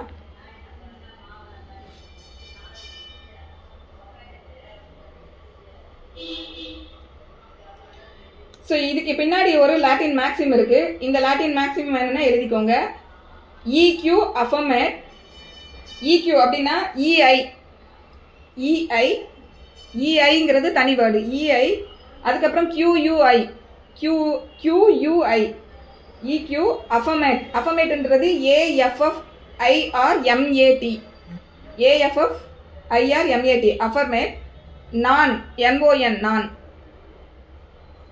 then again EQ EIQUI negat NEGAT negat incumbent na INCUMBIT incumbent probationன்றது PROBATIO probatia. So இதுக்கு மீனிங் என்ன இங்கிலீஷில் அப்படின்னு பார்த்தோம்னா he who seeks the aid of a court should be the first to prove that he has a case. யார் கோர்ட்டுக்கு வந்து கோர்ட்டோட உதவி வேணும்னு யார் கோர்ட்டுக்கு முதல்ல வராங்களோ அவங்க தான் ஃபஸ்ட்டு அவங்க சொல்லக்கூடியதை ப்ரூவ் பண்ண வேண்டியது அவங்களோட பேர்டன். அதுதான் வந்து இந்த மேக்ஸிம் சொல்லக்கூடிய விஷயம் இதுதான். he who seeks the aid of a court should be the first to prove that he has a case. அவருக்கு கேஸ் இருக்குங்கிறத அவர் தான் ப்ரூவ் பண்ணணும். அண்ட் இது ஏன் அப்படின்னா that in the nature of thing it is more difficult to prove a negative than an affirmative. ஏன் அப்படின்னா கோர்ட்டுக்கு வரக்கூடியவங்க என்ன பண்ணுறாங்க, எனக்கு வந்து இதெல்லாம் இருக்குது, அதனால் இந்த விஷயத்தை வச்சு எனக்கு இந்த மாதிரி ஒரு ஆர்டர் வேணும் அப்படின்னு வருவாங்க. ஸோ அவங்க வந்து ஒரு அஃபர்மேட்டிவான சில விஷயங்களை சொல்லிட்டு வராங்க. ஆப்போசிட் பார்ட்டின்னு சொல்லக்கூடிய டிஃபென்ஸோ இல்லை ரெஸ்பாண்டண்ட்டோ என்ன பண்ணுவாங்க, அதை இல்லைன்னு டினை பண்ணுவாங்க. ஸோ மறுப்பாங்க. ஸோ இதில் எது ஈஸி அப்படின்னா ஒரு விஷயம் இருக்குன்றதை ப்ரூவ் பண்ணுறது தான் ஈஸி. அப்படி தானே? ஒரு விஷயம் இருக்குன்னா அந்தாங்க பாருங்கள் இருக்குன்னு கண்ணு முன்னாடி கொண்டு காட்ட முடியும். ஒரு விஷயம் நான் இல்லவே இல்லைன்னு சொல்கிறேன், எப்படி ப்ரூவ் பண்ண முடியும்? அதான் இல்லைன்னு சொல்கிறேன், அதை எப்படி ப்ரூவ் பண்ண முடியும்? ஸோ நெகட்டிவில் இருக்கிறத ப்ரூவ் பண்ணுறதை விட பாசிட்டிவாக அஃபார்ம் பண்ணுறதை ப்ரூவ் பண்ணுறதுன்றது தான் பண்ண முடியும். ஸோ அதை தான் இதில் சொல்கிறாங்க. who seeks the aid of a court should be the first to prove that he has a case and that in the nature of thing it is more difficult to prove a negative than an affirmative. So நெகட்டிவாக prove பண்ணுறதை விட அஃபர்மேட்டிவாக இருக்கக்கூடியதை prove பண்ணுறது தான் ஈஸியானது அப்படின்ற அந்த கான்செப்டுக்கு கீழே இது வந்து இருக்குது. ஸோ ஜென்ரல் எக்ஸப்ஷனுக்கு கீழே நான் வரேன் அப்படின்னு அஃபர்மேட்டிவாக யார் சொல்கிறாங்களோ அவங்க தான் அதை ப்ரூவ் பண்ணணும். இவன் தான் கொலை பண்ணுனேன்னு சொல்லி ப்ராசிக்யூஷன் சொல்கிறாங்க இல்லையா, ப்ராசிக்யூஷன் தான் அதை ப்ரூவ் பண்ணணும். ஸோ இந்த இடத்துல ரெண்டு பேரும் எந்த எக்ஸ்டெண்டுக்கு ப்ரூவ் பண்ணணுங்கிறது தான் வந்து அந்த தியரிஸ் வந்து மாறுது. ஒரு ஆள் வந்து பியாண்ட் ரீசனபிள் டவுட் ப்ரூவ் பண்ணணும். டிஃபென்ஸை பொறுத்த வரைக்கும் ப்ரிபாண்டரன்ஸ் ஆஃப் ப்ராபபிலிட்டி ப்ரூவ் பண்ணால் போதும். ஸோ இது எல்லாம் இந்த சாப்டருக்கு வந்து ஃபண்டமெண்டலான விஷயங்கள். இதை மைண்டில் வச்சுக்கிட்டு நம்ம வந்து கேஸை வந்து அப்ரோச் பண்ணணும். ஸோ இந்த ஆஸ்பெக்டில் பார்க்கும்போது சில நேச்சர் ஆஃப் அஃபென்சஸ் வந்து எப்படி இருக்கும் அப்படின்னா ப்ராசிக்யூஷன் வந்து கேஸை ப்ரூவ் பண்ணவே வேண்டாம். கோர்ட்டே வந்து என்ன பண்ணிடுவாங்க அப்படின்னா நீ தான் அஃபென்ஸை கமிட் பண்ணியிருக்கேன்னு ப்ரிசம்ஷன் எடுப்பாங்க. ஸோ அது என்ன மாதிரி கேசஸ்ன்னு பார்த்தோம்னா நம்ம போக்சோ கேசஸ்லாம் அப்படி தான் வரும். போக்சோ கேசஸ்லாம் இவர் தான் வந்து ஒரு இந்த போக்சோ ஆக்டில் இருக்கக்கூடிய ஒரு அஃபென்ஸை வந்து கமிட் பண்ணிட்டாங்க அப்படின்னு ஒரு கம்ப்ளைண்ட்டுக்கு கொடுத்து அதை வந்து ஒரு எஃப்ஐஆர் போட்டுட்டாலே போதும். ப்ராசிக்யூஷனுக்கு எந்த வேலையும் கிடையாது, அவங்க கேஸை ப்ரூவ் பண்ணணுன்ற அவசியமே கிடையாது. எஃப்ஐஆர் போட்டு கோர்ட்டுக்கு வந்துருச்சு அப்படின்னாலே லா அந்த இடத்துல என்ன ப்ரிசியூம் பண்ணும் அப்படின்னா யாரை அக்யூஸ்டுன்னு சொல்லியிருக்காங்களோ அவர் தான் அஃபென்ஸை கமிட் பண்ணினாருன்றது லாவே அந்த மாதிரி கேசஸ் வந்து லாவே ப்ரிசம்ஷன் எடுப்பாங்க. ஏன்னா அந்த சட்டத்தில் அப்படி சொல்லியிருக்கு. ஏன்னா அது ஸ்பெஷல் எனாக்ட்மெண்ட். ஆமாம், குழந்தைங்க விக்டிமாக வருவாங்க, சாரி விட்னஸாக வருவாங்க மேம். அவங்களோட சாட்சி வந்து ரொம்ப வெயிட்டேஜ் உள்ளதாக இருக்கும் போக்சோ கேசஸ் பொறுத்த வரைக்கும். ஓகேவா? இல்லை ப்ரிசம்ஷன் என்னன்னா யாரை வந்து ஏன்னா குழந்தை சொல்லி தானே கம்ப்ளைண்ட், குழந்தையோ இல்லை அவங்களோட கார்டியனோ இல்லை அந்த அஃபென்ஸ் நடந்ததை பற்றி தெரிஞ்சவங்களோ தானே போய் எஃப்ஐஆர் போடுறாங்க. ஸோ இந்த பர்சன் தான் இந்த அஃபென்ஸை கமிட் பண்ணினாரு அப்படின்னு சொல்லி ஒரு எஃப்ஐஆர் வந்து ஆகுது. அப்போ கோர்ட் வந்து என்ன ப்ரிசம்ஷன் எடுக்காங்கன்னா யார் மேலே குற்றம் சாட்டப்பட்டிருக்கோ அவர் தான் அந்த அஃபென்ஸை கமிட் பண்ணினாருன்றது கோர்ட் வந்து ப்ரிசம்ஷன் எடுத்துருவாங்க. அங்கே வந்து நம்ம முதல்ல பார்த்தோம் இல்லையா, prosecution has to prove the case beyond reasonable டவுட்ன்ற ஒரு தியரி பார்த்தோம் இல்லையா, அந்த தியரி இந்த நேச்சர் ஆஃப் கேசஸ்க்கு அப்ளிகபிள் ஆகாது. ஏன்னா சார்ஜ் ஷீட் போட்டு கேஸ் எஃப்ஐஆர் போட்டு கோர்ட்டுக்கு வந்தோடனே இவர் தான் குற்றம் சாட்டப்பட்ட நபர்னு வரும்போதே ப்ரிசம்ஷன் ஆஃப் இன்னசென்ஸ்ன்றது இங்கே கொடுக்கப்பட மாட்டாங்க. மற்ற எல்லா அஃபென்ஸ்லையும் வந்து என்ன பண்ணுறாங்கன்னா குற்றம் நிரூபிக்கிற வரைக்கும் ட்ரையல் எடுத்து அந்த எவிடன்ஸ் எல்லாம் பார்த்து இவர் தான் பண்ணியிருக்காரு அப்படின்னு beyond reasonable doubt prosecution prove பண்ணுற வரைக்கும் அவர் என்னது தான், அவர் இன்னசென்ட் தான், அவர் குற்றமே பண்ணாதவருன்றது தான் லா வந்து அப்படி தான் ப்ரிசியூம் பண்ணும். பட் போக்சோ இல்லை இன்னும் சில எக்ஸப்ஷனல் இன்னும் சில சட்டங்கள் இருக்குது. அந்த சட்டங்களுக்கு கீழே வந்து கேஸ் வந்து ரெஜிஸ்டர் ஆகி வரும்போதே ப்ரிசம்ஷன் என்னன்னா இவர் தான் இந்த அஃபென்ஸை பண்ணியிருக்காருன்ற ப்ரிசம்ஷன். ஸோ அங்கே ப்ரிசம்ஷன் ஆஃப் இன்னசென்ஸ்ன்றது அங்கே கிடையாது. ஸோ அப்போ இந்த அதில் கூட உங்களுக்கு ஒரு சில ஃபேக் கேசஸ்லாம் வருது இல்லை, நீ கூட வருது மேம். ஆமாம் வருது, ஃபால்ஸ் கேசஸ். ஆமாம், ஃபால்ஸ் கேசஸ் நிறைய வருது. அதை குவாஷுக்கும் வந்து ஹைகோர்ட்டில் வராங்க, குவாஷும் அலோவ் பண்ணுறாங்க, ஆன்டிசிபேட்டர் பெயிலும் ஈவன் ஆன்டிசிபேட்டர் பெயில் கொடுக்காங்க, எல்லாமே கொடுக்காங்க. ஆனால் இப்போ மெரிட்ஸ் இருந்ததுன்னா இல்லை, நான் இதை ஃபுல்லாக உங்களுக்கு சொல்லி முடிச்சிடுறேன், அப்போ உங்களுக்கு புரியும். இப்போ வந்து இந்த ப்ரிசம்ஷன் ஆஃப் இன்னசென்ஸ்ன்றது உங்களுக்கு கிடையாதுன்னு சொல்கிறாங்க இல்லையா? அப்போ இங்கே வந்து என்ன பண்ணணும் அப்படின்னா, இந்த ப்ராசிக்யூஷன் வந்து அதுக்காக ப்ராசிக்யூஷனுக்கு பேர்டனே இல்லையா அப்படின்னு கேட்டால், ப்ராசிக்யூஷனுக்கு இந்த கேசஸில் வந்து ஒரு சில பேர்டன் இருக்குது. என்ன பேர்டன்னா இனிஷியல் பேர்டன் அப்படின்னு சொல்லுவாங்க. அதாவது முதல் பேர்டன் அவங்களுக்கு தான் இருக்குது. அந்த இனிஷியல் பேர்டன்றது எவ்வளோ எக்ஸ்டென்ட்டுக்கு அப்படின்னா, போக்சோ கேஸ் தான் இது வந்து போக்சோ கேஸ் தான்றதை முதல்ல அவங்க ப்ரூவ் பண்ணணும். போக்சோன்னா அந்த அதில் ஏஜ் சொல்லியிருக்காங்களே 18 வயதுக்கு கீழே இருக்கக்கூடிய ஒரு குழந்தைக்கு அகைன்ஸ்டாக அந்த அஃபென்ஸ் கமிட் பண்ணப்பட்டிருக்கணும். அப்போது இந்த விக்டிம் வந்து முதல்ல 18 வயதுக்கு கீழே உள்ளவங்க தான்றதை முதல்ல ப்ராசிக்யூஷன் எஸ்டாப்ளிஷ் பண்ணணும். அப்போ தான் வந்துட்டு என்ன ஆகும் அப்படின்னா, இவர் வந்து இப்போ விக்டிமே வந்து 18 வயசுக்கு கீழே உள்ள ஒரு பர்சனே இல்லை, அவங்க வந்து ஒரு அடல்ட்டாக இருக்காங்க, மோர் தென் 18 இயர்ஸ் உள்ள ஒரு பர்சனாக இருக்காங்க. அப்படிங்கும்போது அந்த இடத்துலலாம் இந்த ப்ரிசம்ஷனை வந்து இந்த அஃபெண்டருக்கு அகேன்ஸ்டாக எடுக்க மாட்டாங்க. ஸோ இனிஷியல் பேர்டன் வந்து ப்ராசிக்யூஷனுக்கு இருக்குது. என்ன அப்படிங்கிறத இது வந்து ஒரு சைல்டுக்கு அகேன்ஸ்டாக இந்த மாதிரி இதில் இந்த சொல்லியிருக்கக்கூடிய இந்த 18 வயசுக்கு கீழே உள்ள ஒரு குழந்தைக்கு நடந்த அஃபென்ஸ் தான்றதை அவங்க தான் முதல்ல ஃபஸ்ட்டு எஸ்டாப்ளிஷ் பண்ணணும். ஸோ அதுக்கப்புறமா தான் இந்த ப்ரிசம்ஷன் ஆஃப் இன்னசென்ஸ்ன்ற கான்செப்ட் வந்து இந்த அக்யூஸ்டுக்கு கிடையாது. இவர் வந்து நான் வந்து இந்த அஃபென்ஸை கமிட் பண்ணலைங்கிறத இவர் வந்து ரிப்போர்ட் பண்ணணும். ஸோ ரிப்போர்ட்டல் வந்து எந்த எக்ஸ்டென்ட்டுக்கு போகணும்னா, ஏன்னா இப்போ இந்த இடத்துல வந்து லா என்ன ப்ரிசம் பண்ணுது, நீ தான் அஃபென்ஸை கமிட் பண்ணியிருக்கேங்கிறது ஆட்டோமேட்டிக்காக ப்ரிசம்ஷன் எடுக்காங்க இல்லையா? அப்போ இந்த ப்ரிசம்ஷனை உடைக்க வேண்டியது வந்து இந்த அக்யூஸ்டோட வேலை. இந்த ப்ரிசம்ஷனை வந்து இவர் பியாண்ட் ரீசனபிள் டவுட் கோர்ட்டில் உடைக்கணுமானா அங்கேயும் அது தேவை கிடையாது. அங்கேயும் வந்து இந்த அக்யூஸ்ட் எந்த அளவுக்கு வந்து அந்த ப்ரிசம்ஷனை வந்து ரிப்போர்ட் பண்ணினா போதும்னா, நம்ம முதல்ல பார்த்தோம் இல்லையா, preponderance of probability. So preponderance of probability அந்த இடத்துல இந்த அஃபென்ஸை நான் கமிட் பண்ணலைன்னு சொல்லி இவர் வந்து அவரோட பேர்டனை டிஸ்சார்ஜ் பண்ணியாச்சுன்னா திருப்பி அந்த இது யாருக்கு போயிடும், அக்யூஸ்ட் வந்து திருப்பி ப்ராசிக்யூஷன் கேஸை வந்து பியாண்ட் ரீசனபிள் டவுட் அவங்க தான் திருப்பி ப்ரூவ் பண்ணணும். ஸோ இதுக்கு பேர் என்ன அப்படின்னா ரிவர்ஸ் பேர்டன் அப்படின்னு சொல்லுவாங்க. ஸோ இப்போ நம்ம பார்க்கோம் இல்லையா, அதாவது ஒரிஜினலாக ஜென்ரல் ரூல் என்னன்னா, ஒரு அஃபென்ஸை வந்து ப்ரூவ் பண்ண வேண்டியது ப்ராசிக்யூஷனோட பேர்டன், அதுதான் ஜென்ரல் ரூல். அந்த கான்செப்ட்ல இருந்து இங்க பேர்டன் நிரூபிக்கும் சுமை யாருக்கு மாறுதுன்னா அக்யூஸ்டுக்கு மாறுது. ஸோ அதனால இந்த கான்செப்டுக்கு பேர் ரிவர்ஸ் பேர்டன். ஸோ ரிவர்ஸ் ஆகுது, ரிவர்ஸ் பேர்டன். ஸோ இந்த ரிவர்ஸ் பேர்டன்ல இவங்க எந்த அளவுக்கு கேஸை ப்ரூவ் பண்ணா போதும்னா, ப்ரிபாண்டரன்ஸ் ஆஃப் ப்ராபபிலிட்டி அளவுக்கு இவங்க ப்ரூவ் பண்ணா போதும். பியாண்ட் ரீசனபிள் டவுட் வந்து அக்யூஸ்ட் வந்து அதை ரிப்போர்ட் பண்ணணும்னு அவசியம் கிடையாது. பட் ப்ராசிக்யூஷனை பொறுத்த வரைக்கும் மற்ற எல்லா கேசஸ்லையுமே வந்து இவர் வந்து இவரோட ப்ரிசம்ஷனை ரிப்போர்ட் பண்ணிட்டாருன்னா அதுக்கப்புறம் இவர் தான் அஃபென்ஸை கமிட் பண்ணியிருக்காங்கன்னா ப்ராசிக்யூஷன் தான் ப்ரூவ் பண்ணணும். அது அவங்களோட ஷோல்டரில் இருக்கும். அவங்க வந்து ஆஸ் யூஷுவல் பியாண்ட் ரீசனபிள் டவுட்டை அவங்க கேஸை ப்ரூவ் பண்ணி ஆகணும். ஸோ இது வந்து ஸ்பெஷல் ஆக்ட்டுக்கும் மற்ற ஆக்ட்டுக்கும் நம்ம இந்த ஜென்ரல் எக்ஸப்ஷன்ஸில் வந்து நம்ம தெரிஞ்சுக்க வேண்டிய அடிப்படையான விஷயங்கள்.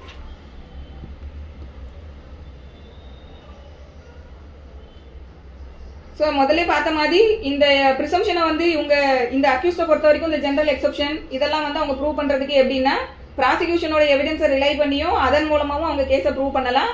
இல்லை அவங்களே வந்து ஓனாக அவங்க சில ஃபேக்ட்ஸை வந்து ரீசனபிள் ப்ராபபிலிட்டியை வந்து எஸ்டாப்ளிஷ் பண்ணுற மாதிரி ஓன் ஃபேக்ட்ஸ் அவங்களா எடுத்து அவங்களுக்குன்னு தனி கேஸ் ஸ்டாண்ட் இருக்குது, அவங்க அந்த ஸ்டாண்ட் மூலமாகவும் அவங்க கேஸை வந்து அவங்க இந்த இதெல்லாம் வந்து இந்த ப்ரிபாண்டரன்ஸ் ஆஃப் ப்ராபபிலிட்டியை அவங்க ப்ரூவ் பண்ண முடியும். ஸோ இது எல்லாம் வந்து அடிப்படையானது. இப்போ நம்ம போக போகிறது செக்ஷன் 14. ஸோ ஜென்ரல் எக்ஸப்ஷனில் செக்ஷன் 14 ஃபர்ஸ்ட் என்ன அப்படின்னா, act done by a person bound or by mistake of act believing himself bound by law. Nothing is an offense which is done by a person who is or who by reason of a mistake of fact and not by reason of a mistake of law in good faith believes himself to be bound by law to do it. So nothing is an offense. இது இந்த chapter ஃபுல்லாக நான் சொன்ன மாதிரி இப்படி ஆரம்பிப்பாங்க. இது குற்றம் இல்லை எப்போ அப்படின்னு பார்த்தோம்னா, which is done by a person who is or who by reason of mistake of fact அப்படின்னு சொல்கிறாங்க. ஸோ ஒரு பர்சன் ஒரு விஷயத்த பண்ணிட்டாரு, ஏதோ ஒரு செயலை செஞ்சுட்டாரு. எந்த அடிப்படையில் அவர் அந்த செயலை செய்கிறாரு அப்படின்னு பார்த்தோன்னா, அது வந்து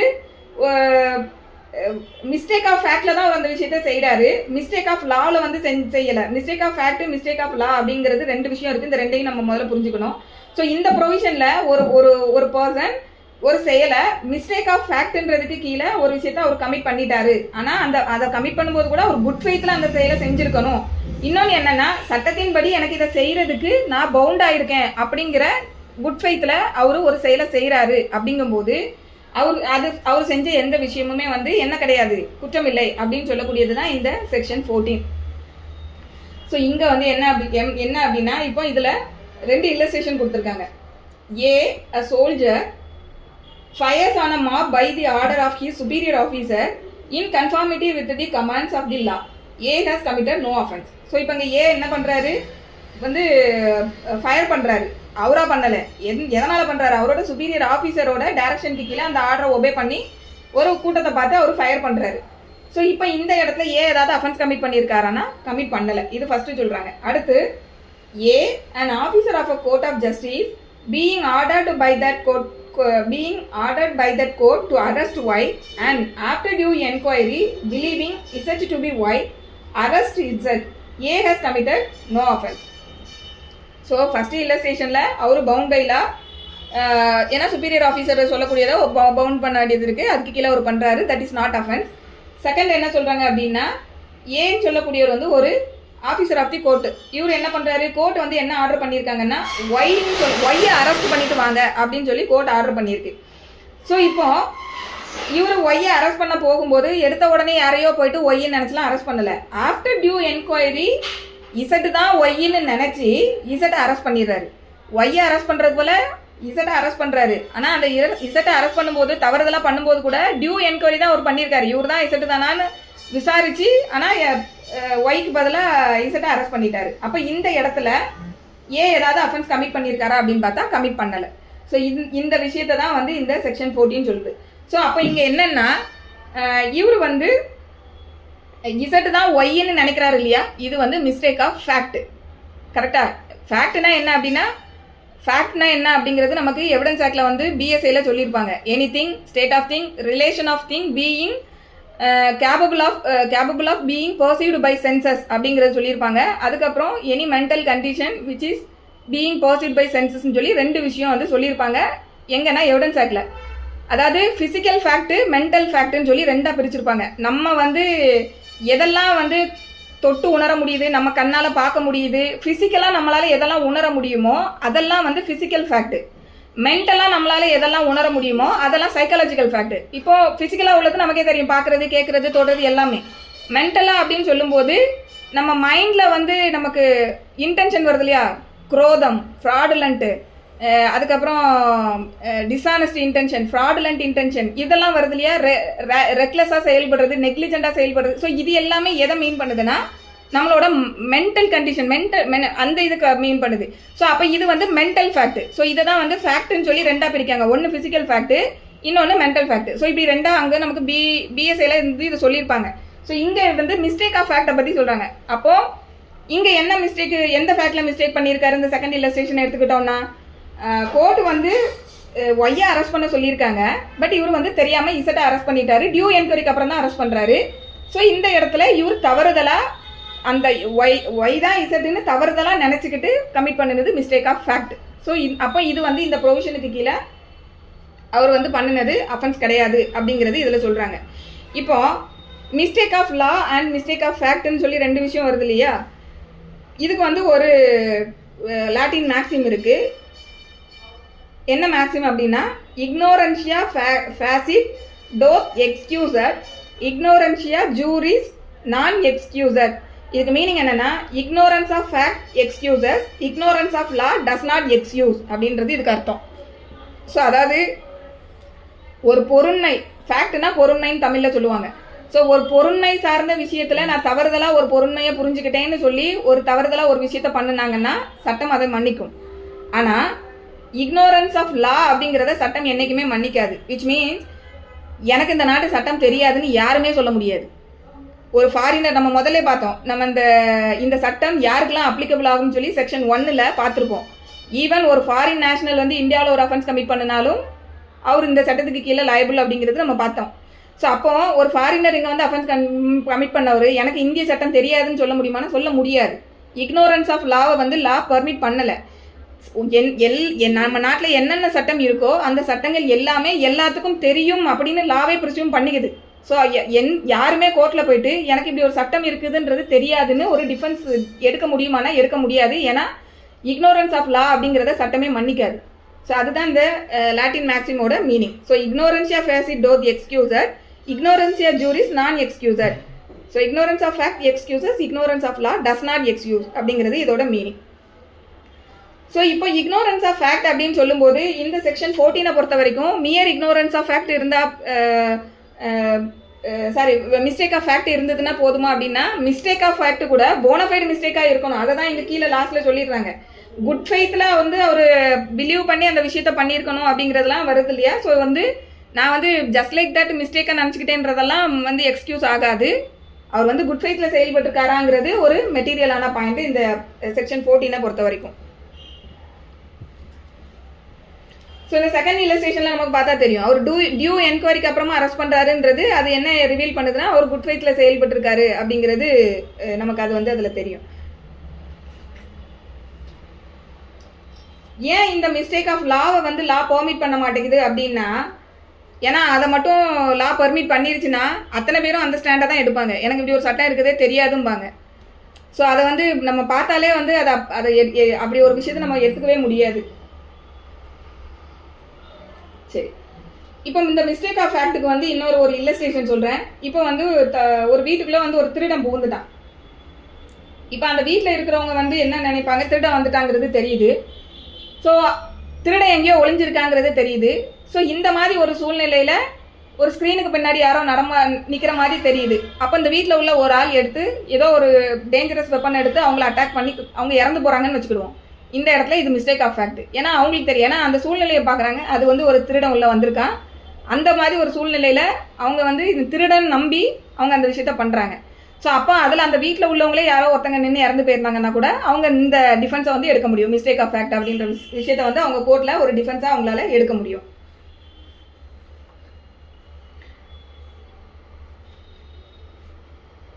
இப்போ இதே இன்னொரு இல்லஸ்ட்ரேஷன் சொல்கிறேன். ஒருத்தர் வந்து ஒரு கன்னை ஹேண்டில் பண்ணிக்கிட்டு இருக்கும்போது மிஸ்டேக்காக என்ன பண்ணுறாரு, கன் வந்து அன்லோடடாக இருக்குது அப்படின்னு நினச்சிக்கிட்டு அதை வந்து யூஸ் பண்ணும்போது ஃபயர் ஆகிடுது. இப்போ இந்த இடத்துல ஒருத்தங்க அடிபட்டுடுறாங்க இல்லை இறந்துடுறாங்கங்கும்போது இங்கே மிஸ்டேக் ஆஃப் ஃபேக்ட் வருமா அப்படின்னு பார்த்தோம்னா வராது. ஏன் வராதுன்னா, ஒரு கன்னை ஹேண்டில் பண்ணுறவங்களுக்கு ஃபஸ்ட்டு என்ன பண்ணணும், அது வந்து லோட் ஆயிருக்கா இல்லையா அப்படிங்கிறத அவங்க முதல்ல பார்க்க வேண்டிய கடமை அவங்களுக்கு இருக்குது. அப்போ இந்த இடத்துல அவங்க என்ன லேக் ஆகுதுன்னா நெக்லிஜென்ட்டாக அவர் செயல்பட்டுருக்காரு. ஸோ நெக்லிஜென்ட், ஏன்னா நமக்கு அஃபென்ஸ் படிக்கும்போது பின்னாடி ஒவ்வொரு ப்ரொவிஷன்லேயும் வரும் நெக்லிஜென்ட்டாக செயல்பட்டாலுமே குற்றம் அப்படின்னு. ஸோ அப்போ இந்த இடத்துல வந்து இந்த நெக்லிஜென்ஸ்ன்றது அட்ராக்ட் ஆகுது. அப்போது செய்யக்கூடிய ஒவ்வொரு விஷயத்தையும் அந்தந்த சர்க்கம்ஸ்டான்சஸ்க்கு கரெக்டாக பொருத்தி பார்த்து இவர் டியூ கேர் செயல்பட்டுருக்காரா, நெக்லிஜென்ட்டாக செயல்பட்டுருக்காரா, குட் ஃபெய்த்தில் செயல்பட்டுருக்காரா, லா வந்து என்னை வந்து இந்த இடத்துல நான் பவுண்டன் பை லா அப்படிங்கிறத இதில் தான் நான் செயல்பட்டுருக்கேன். ஸோ இது எல்லாமே ஒவ்வொன்றும் எப்படி டிசைட் பண்ண முடியும்னா அந்தந்த கேஸில் இருக்கக்கூடிய எவிடன்சஸை வச்சு நம்ம டிசைட் பண்ண வேண்டிய விஷயம். ஸோ ஒரு கேஸுக்கும் அந்தந்த கேஸோட ஃபேக்ட்ஸ் அண்ட் சர்க்கம்ஸ்டான்சஸை வச்சு இதை டிசைட் பண்ணுவாங்க. ஸோ இதுதான் நமக்கு இருக்கக்கூடியது மிஸ்டேக் ஆஃப் ஃபேக்ட். ஸோ இந்த மிஸ்டேக் ஆஃப் ஃபேக்ட்டுங்கிறது இன்னும் நிறைய எங்கே வந்து அதிகமாக பயன்படும் அப்படின்னு பார்த்தோம்னா, இந்த பைகாமின்னு சொல்லக்கூடிய விஷயங்களில் வந்து நிறைய நமக்கு கேசஸ் வந்து வரும். பைகாமி எப்போனா லா வந்து ஒரு மனுஷன் காணாமல் போயிட்டான் அப்படின்னா 7 வருஷம் ஒருத்தர் வந்து 7 வருஷம் காணாமலே போயிட்டாரு. அவர் உயிரோட இருந்திருந்தா யாருக்கெல்லாம் தெரிஞ்சிருந்திருக்குமோ அவங்க யாருக்குமே வந்து இந்த 7 வருஷத்தில் அவரை பற்றி எதுவுமே தெரியல. அப்படிங்கும்போது லா என்ன ப்ரிசியூம் பண்ணுதுன்னா அவர் வந்து இறந்து போயிட்டாரு அப்படின்னு லாவே ப்ரிசியூம் பண்ணிக்கிடும். ஸோ சிவில் டெத்துன்னு சொல்லுவாங்க. ஸோ இந்த மாதிரியான ஒரு சிவில் டெத்து ஒருத்தங்க அவ்வளோ ஒரு காலகட்டம் கழிச்சு ஒரு ஒய்ஃப் வந்து தன்னோட ஹஸ்பண்ட் வந்து 7 வருஷமாக காணாமல் போயிட்டாங்க, அப்போ லா வந்து 7 வருஷத்துக்கு அப்புறமா அவரே வந்து இறந்து போயிட்டாருன்னு ப்ரிசியூம் பண்ணுது. இப்போ அவங்க வந்து ஒரு மேரேஜ் பண்ணிக்கிட்டாங்க. அப்படிங்கும்போது இப்போ இந்த ஹஸ்பண்ட் உயிரோட வந்துடுறாருன்னு வச்சுக்கிடுவோம். வந்துட்டு என்ன டிஃபெண்ட் பண்ணுவார் அப்படின்னா, நான் உயிரோடு இருக்கும்போது எனக்கும் அவங்களுக்கும் ஏற்கனவே வேலிட் மேரேஜ் வந்து சப்சிஸ்டாக இருக்குது, பட் இவங்க இன்னொரு மேரேஜ் பண்ணிக்கிட்டது பைகாமி அப்படின்னு சொல்லி எடுக்காங்க. அப்படிங்கும்போது இது வந்து மிஸ்டேக் ஆஃப் ஃபேக்ட்னு அவங்கள வந்து சொல்ல முடியும். இன்னொன்று, அவங்களுக்கு 7 வருஷம் ஆனதுனால அவர் இறந்து போயிட்டாருன்னு லாவே டீம் பண்ணுது. ஆட்டோமேட்டிக்காக இவங்களுக்கு வந்து இன்னொரு மேரேஜ் பண்ணிக்கிறதுக்கான ஒரு காம்பிடன்ஸியும் வருது. சப்போஸ் வந்து இதே வந்து ஒரு 7 வருஷத்துக்கு முன்னாடியே கூட இறந்து போயிடுறாங்க. இது வந்து ஒரு ஃபேமஸான கேஸ்ல அவளை சொன்ன விஷயம். இந்த கேஸ்ல என்ன அப்படின்னா R versus Tolson. So R versus Tolson இந்த கேஸில் சொன்ன இது ரொம்ப பழைய ஜட்ஜ்மெண்ட்டு. இதில் உள்ள பிரின்சிபலாக இப்போவும் வந்து ஃபாலோ பண்ணுறாங்க. ஸோ இந்த ஆர் வர்சஸ் டெல்சன் கேஸில் என்ன நடந்திருக்கும் அப்படின்னா, ஹஸ்பண்ட் வந்து கடலில் பயணம் பண்ணும்போது அந்த கப்பல் ஏதோ ஒரு விபத்துக்கு உள்ளாகி அந்த கப்பலில் இருந்தவங்க எல்லாருமே இறந்து போயிட்டாங்கங்கிற மாதிரியான ஒரு நியூஸ் வரும். அந்த கப்பலில் இந்த ஒய்ஃபோட ஹஸ்பண்டும் பிரயாணம் பண்ணியிருப்பாங்க. 6 இயர்ஸாக இவங்க வெயிட் பண்ணியிருப்பாங்க. அது வரைக்கும் அவர் வந்திருக்க மாட்டார்.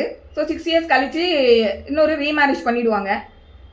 ரீமேரேஜ் பண்ணினதுக்கப்புறமா 11 மந்த்ஸ் கழித்து இந்த ஃபஸ்ட்டு முதல்ல கல்யாணம் பண்ணாங்க இல்லையா, அந்த ஹஸ்பண்ட் வந்து உயிரோட வராரு. வந்துட்டு பைகாமிக்கு வந்து அவர் கேஸ் ஃபைல் பண்ணுவார். ஸோ ட்ரையல் கோர்ட்டில் கன்விக்ட் பண்ணுவாங்க. அதுக்கப்புறம் அது அப்பீல் கோர்ட் வரைக்கும் போகும். அப்பீல் கோர்ட்டில் வந்து அந்த ஒய்ஃபை வந்து கன்விக்ஷனை வந்து செட்டிசைட் பண்ணுவாங்க. என்ன கிரவுண்டில் செட்டிசைட் பண்ணுவாங்க அப்படின்னா, இதுதான் அவங்களுக்கு வந்து அவங்க வந்து அந்த அவங்களோட இன்டென்ஷனை அதில் பார்ப்பாங்க. ஸோ இவங்க உண்மையாகவே அந்த ஹஸ்பண்ட் இருக்கிறத அவரோட வாழ்காலத்தில் அதை மறைச்சிட்டு கல்யாணம் பண்ணணுங்கிற நோக்கத்தில் அவங்க பண்ணலை. 6 இயர்ஸ் வரைக்கும் அவங்க வெயிட் பண்ணி பார்த்து அவர் இது வரைக்கும் அவர் வரவே இல்லை அப்படிங்கிற ஒரு சூழ்நிலையில் அவங்க கல்யாணம் பண்ணியிருக்காங்க. ஸோ அவங்க பண்ணினது வந்து ஒரு குட் ஃபைத்தில் போனஃபைடாக தான் பண்ணியிருக்காங்க அப்படிங்கிறத இந்த கேஸில் வந்து இந்த ஆர் வர்சஸ் டெல்சன்றதுல வந்து சொல்லியிருப்பாங்க. ஸோ அந்த கேஸோட ஃபேக்ட்ஸை பார்க்கும்போது அவங்க வந்து ஒரு குட் ஃபைட்டில் இருந்திருக்காங்க அப்படிங்கிறது வந்து அந்த கேஸில் ஒரு ஃபேக்ட்ஸை வச்சு பார்க்கும்போது வரும். ஸோ அதனால் அந்த கேஸில் வந்து அவங்களோட கன்விக்ஷனை வந்து செட்டிசைட் பண்ணியிருப்பாங்க. இப்போ அதாவது ராங்ஃபுல் இன்டென்ஷன் அந்த ஒய்ஃபுக்கு இல்லை அப்படிங்கிறத சொல்லியிருப்பாங்க. அதில் இன்னொரு விஷயமும் டிஸ்கஸ் பண்ணுவாங்க. இந்த பைகாமியை பொறுத்த வரைக்கும் இன்டென்ஷனலாக பண்ணினாங்களா இல்லை அந்த ராங்ஃபுல் இன்டென்ஷன்றது முதல்ல மெட்டீரியலாங்கிறத பார்ப்பாங்க. ஸோ அவங்க அந்த காலகட்டத்தில் அவங்க எந்த சட்டத்துக்கு கீழே அந்த கேஸை ஹேண்டில் பண்ணாங்களோ அந்த சட்டப்படி அதை பார்க்கும்போது பைகாமியை கமிட் பண்ணுறதுக்கு கிரிமினல் இன்டென்ட்ன்ற ஒரு இன்கிரீடியன்ட் வேணுன்றதே முதல்ல நெசசிட்டி கிடையாது. அதாவது மென்ஸ்ரியாவோட தான் அவங்க பண்ணியிருக்கணுங்கிறது நெசசிட்டியே கிடையாது சட்டப்படி. அந்த கேஸில் அவங்க அப்ளை பண்ணக்கூடிய அந்த சட்டப்படி. பட் இருந்தாலும் ஜஸ்டிஸ் வந்து சொல்லுங்க மேம். இது வந்து பைகாமிக்கு, ஆனா ஒருத்தர் இறந்து போயிட்டாருங்கிறத 7 இயர்ஸ்ல கன்ஃபார்ம் பண்ணணும்னு இருக்குல்ல. 7 இயர்ஸ் வரவே இல்லை அப்படின்னா அவர் வந்து அது நமக்கு மேட்ரிமோனியல்ல வருமோ? எல்லாத்துலயுமே வரும் இல்ல? எல்லாத்துலயுமே அதாவது எந்த சட்டத்துல வருதுன்னு கேக்குறீங்களா? எந்த சட்டத்துக்கு கீழே அந்த விஷயம் சொல்லியிருக்காங்கன்னு கேக்குறீங்களோ? ஆமா, 7 இயர்ஸ் ஆயிடுச்சுன்னா ஒருத்தர் இறந்து போயிட்டாருன்னு நம்ம எடுத்துக்கிடலாம்னு சொல்லிட்டு. ஆமா, இந்தியன் எவிடன்ஸ் ஆக்ட்ல சொல்லியிருக்காங்க மேடம். அது ஐ திங்க் செக்ஷன் 107 நினைக்கிறேன். 107 or 108 இருக்கும். ஓகேவா? ஓகே மேடம், இருங்க நான் ஒரு நிமிஷம் உங்களுக்கு ப்ரொவிஷனே கூட சொல்லிடுறேன். இந்த ப்ரொக்ளைம்ட் அஃபெண்டர்ஸ்லாம் வரலன்னா கூட அந்த 7 வருஷம் பாக்குறாங்க மேடம். இல்லன்னா சிவில் டேட்னு சொல்லிடுறாங்க. ஆமா, சோ 7 ஆண்டுகள் வந்து எவிடன்ஸ் ஆக்ட்ல வந்து செக்ஷன் 108. இதோட ஈக்குவலன்ட் ப்ரொவிஷன் இப்போ பிஎஸ்ஏல பாத்துக்கோங்க. சோ எவிடன்ஸ் ஆக்ட்ல வந்து 108. இது எதுக்கு அப்படின்னா சிவில் டெத் ஏன் டிக்ளேர் பண்றாங்க அப்படிங்கும்போது, இப்போ அவங்க பேர்ல ப்ராப்பர்ட்டிஸ் இருந்திருக்கும். அப்ப அதெல்லாம் வந்து அடுத்தப்ப இது பண்ணும் போது கோர்ட்ல வந்து இது ஆக்சுவலி கோர்ட்ல வந்து அவங்க பெட்டிஷன் ஃபைல் பண்ணுவாங்க. 7 இயர்ஸா இவர் காணாம போயிட்டு இன்னும் காணும் நாங்க அந்த அப்பவே வந்து உங்க காணாம போனோடனே ஒரு மிஸ்ஸிங் கம்ப்ளைண்ட் கொடுத்துருப்பாங்க இல்லையா, அந்த கம்ப்ளைண்ட்டை வந்து டாக்குமெண்டா வச்சு அப்புறம் திருப்பி 7 இயர்ஸ் வந்துட்டு போலீஸ் ஸ்டேஷன்ல போய் கேட்பாங்க ஏதாவது தகவல் கிடைச்சிட்டானா. அப்போ அவங்க வந்து நான் ட்ரேசபிள்னு சொல்லி ஒரு சர்டிஃபிகேட் ஒன்று கொடுப்பாங்க, எங்களால் தேடி கண்டுபிடிக்க முடியல அப்படின்னு சொல்லிட்டு. ஸோ அந்த நான் ட்ரேசபிள் சர்டிஃபிகேட்டையும் வச்சு சிவில் கோர்ட்டில் வந்து அவங்க கேஸ் ஃபைல் பண்ணுவாங்க. இவர் இறந்து போயிட்டாருன்னு கோர்ட்டு டிக்ளேர் பண்ணுங்க அப்படின்னு சொல்லிட்டு. ஸோ அந்த டிக்ளரேஷனை பேஸ் பண்ணி அதுக்கப்புறம் அவங்களோட ப்ராப்பர்ட்டியை வந்து யாருக்கு பிரிக்கணுன்றது. ஸோ அந்த பர்பஸ்க்கும் வந்து இது யூஸ் ஆகும். அதே போல் 7 இயர்ஸாக காணாமல் போனாங்கும் போது இவங்களுக்கு வந்து அந்த ஒரு இறந்து போனதை லாவே ப்ரிசியூம் பண்ணுதுங்கும் போது ஹஸ்பண்ட் இறந்து போயிட்டாங்கன்னா அவங்க ரீமேரேஜ் பண்ணிக்கிறதுக்கு அவங்களுக்கு உரிமை வருதுன்றது கிரவுண்டுக்கு கீழே அவங்க ரீமேரேஜையும் வந்து லாஃபுல்ன்றதுல கொண்டு வருவாங்க.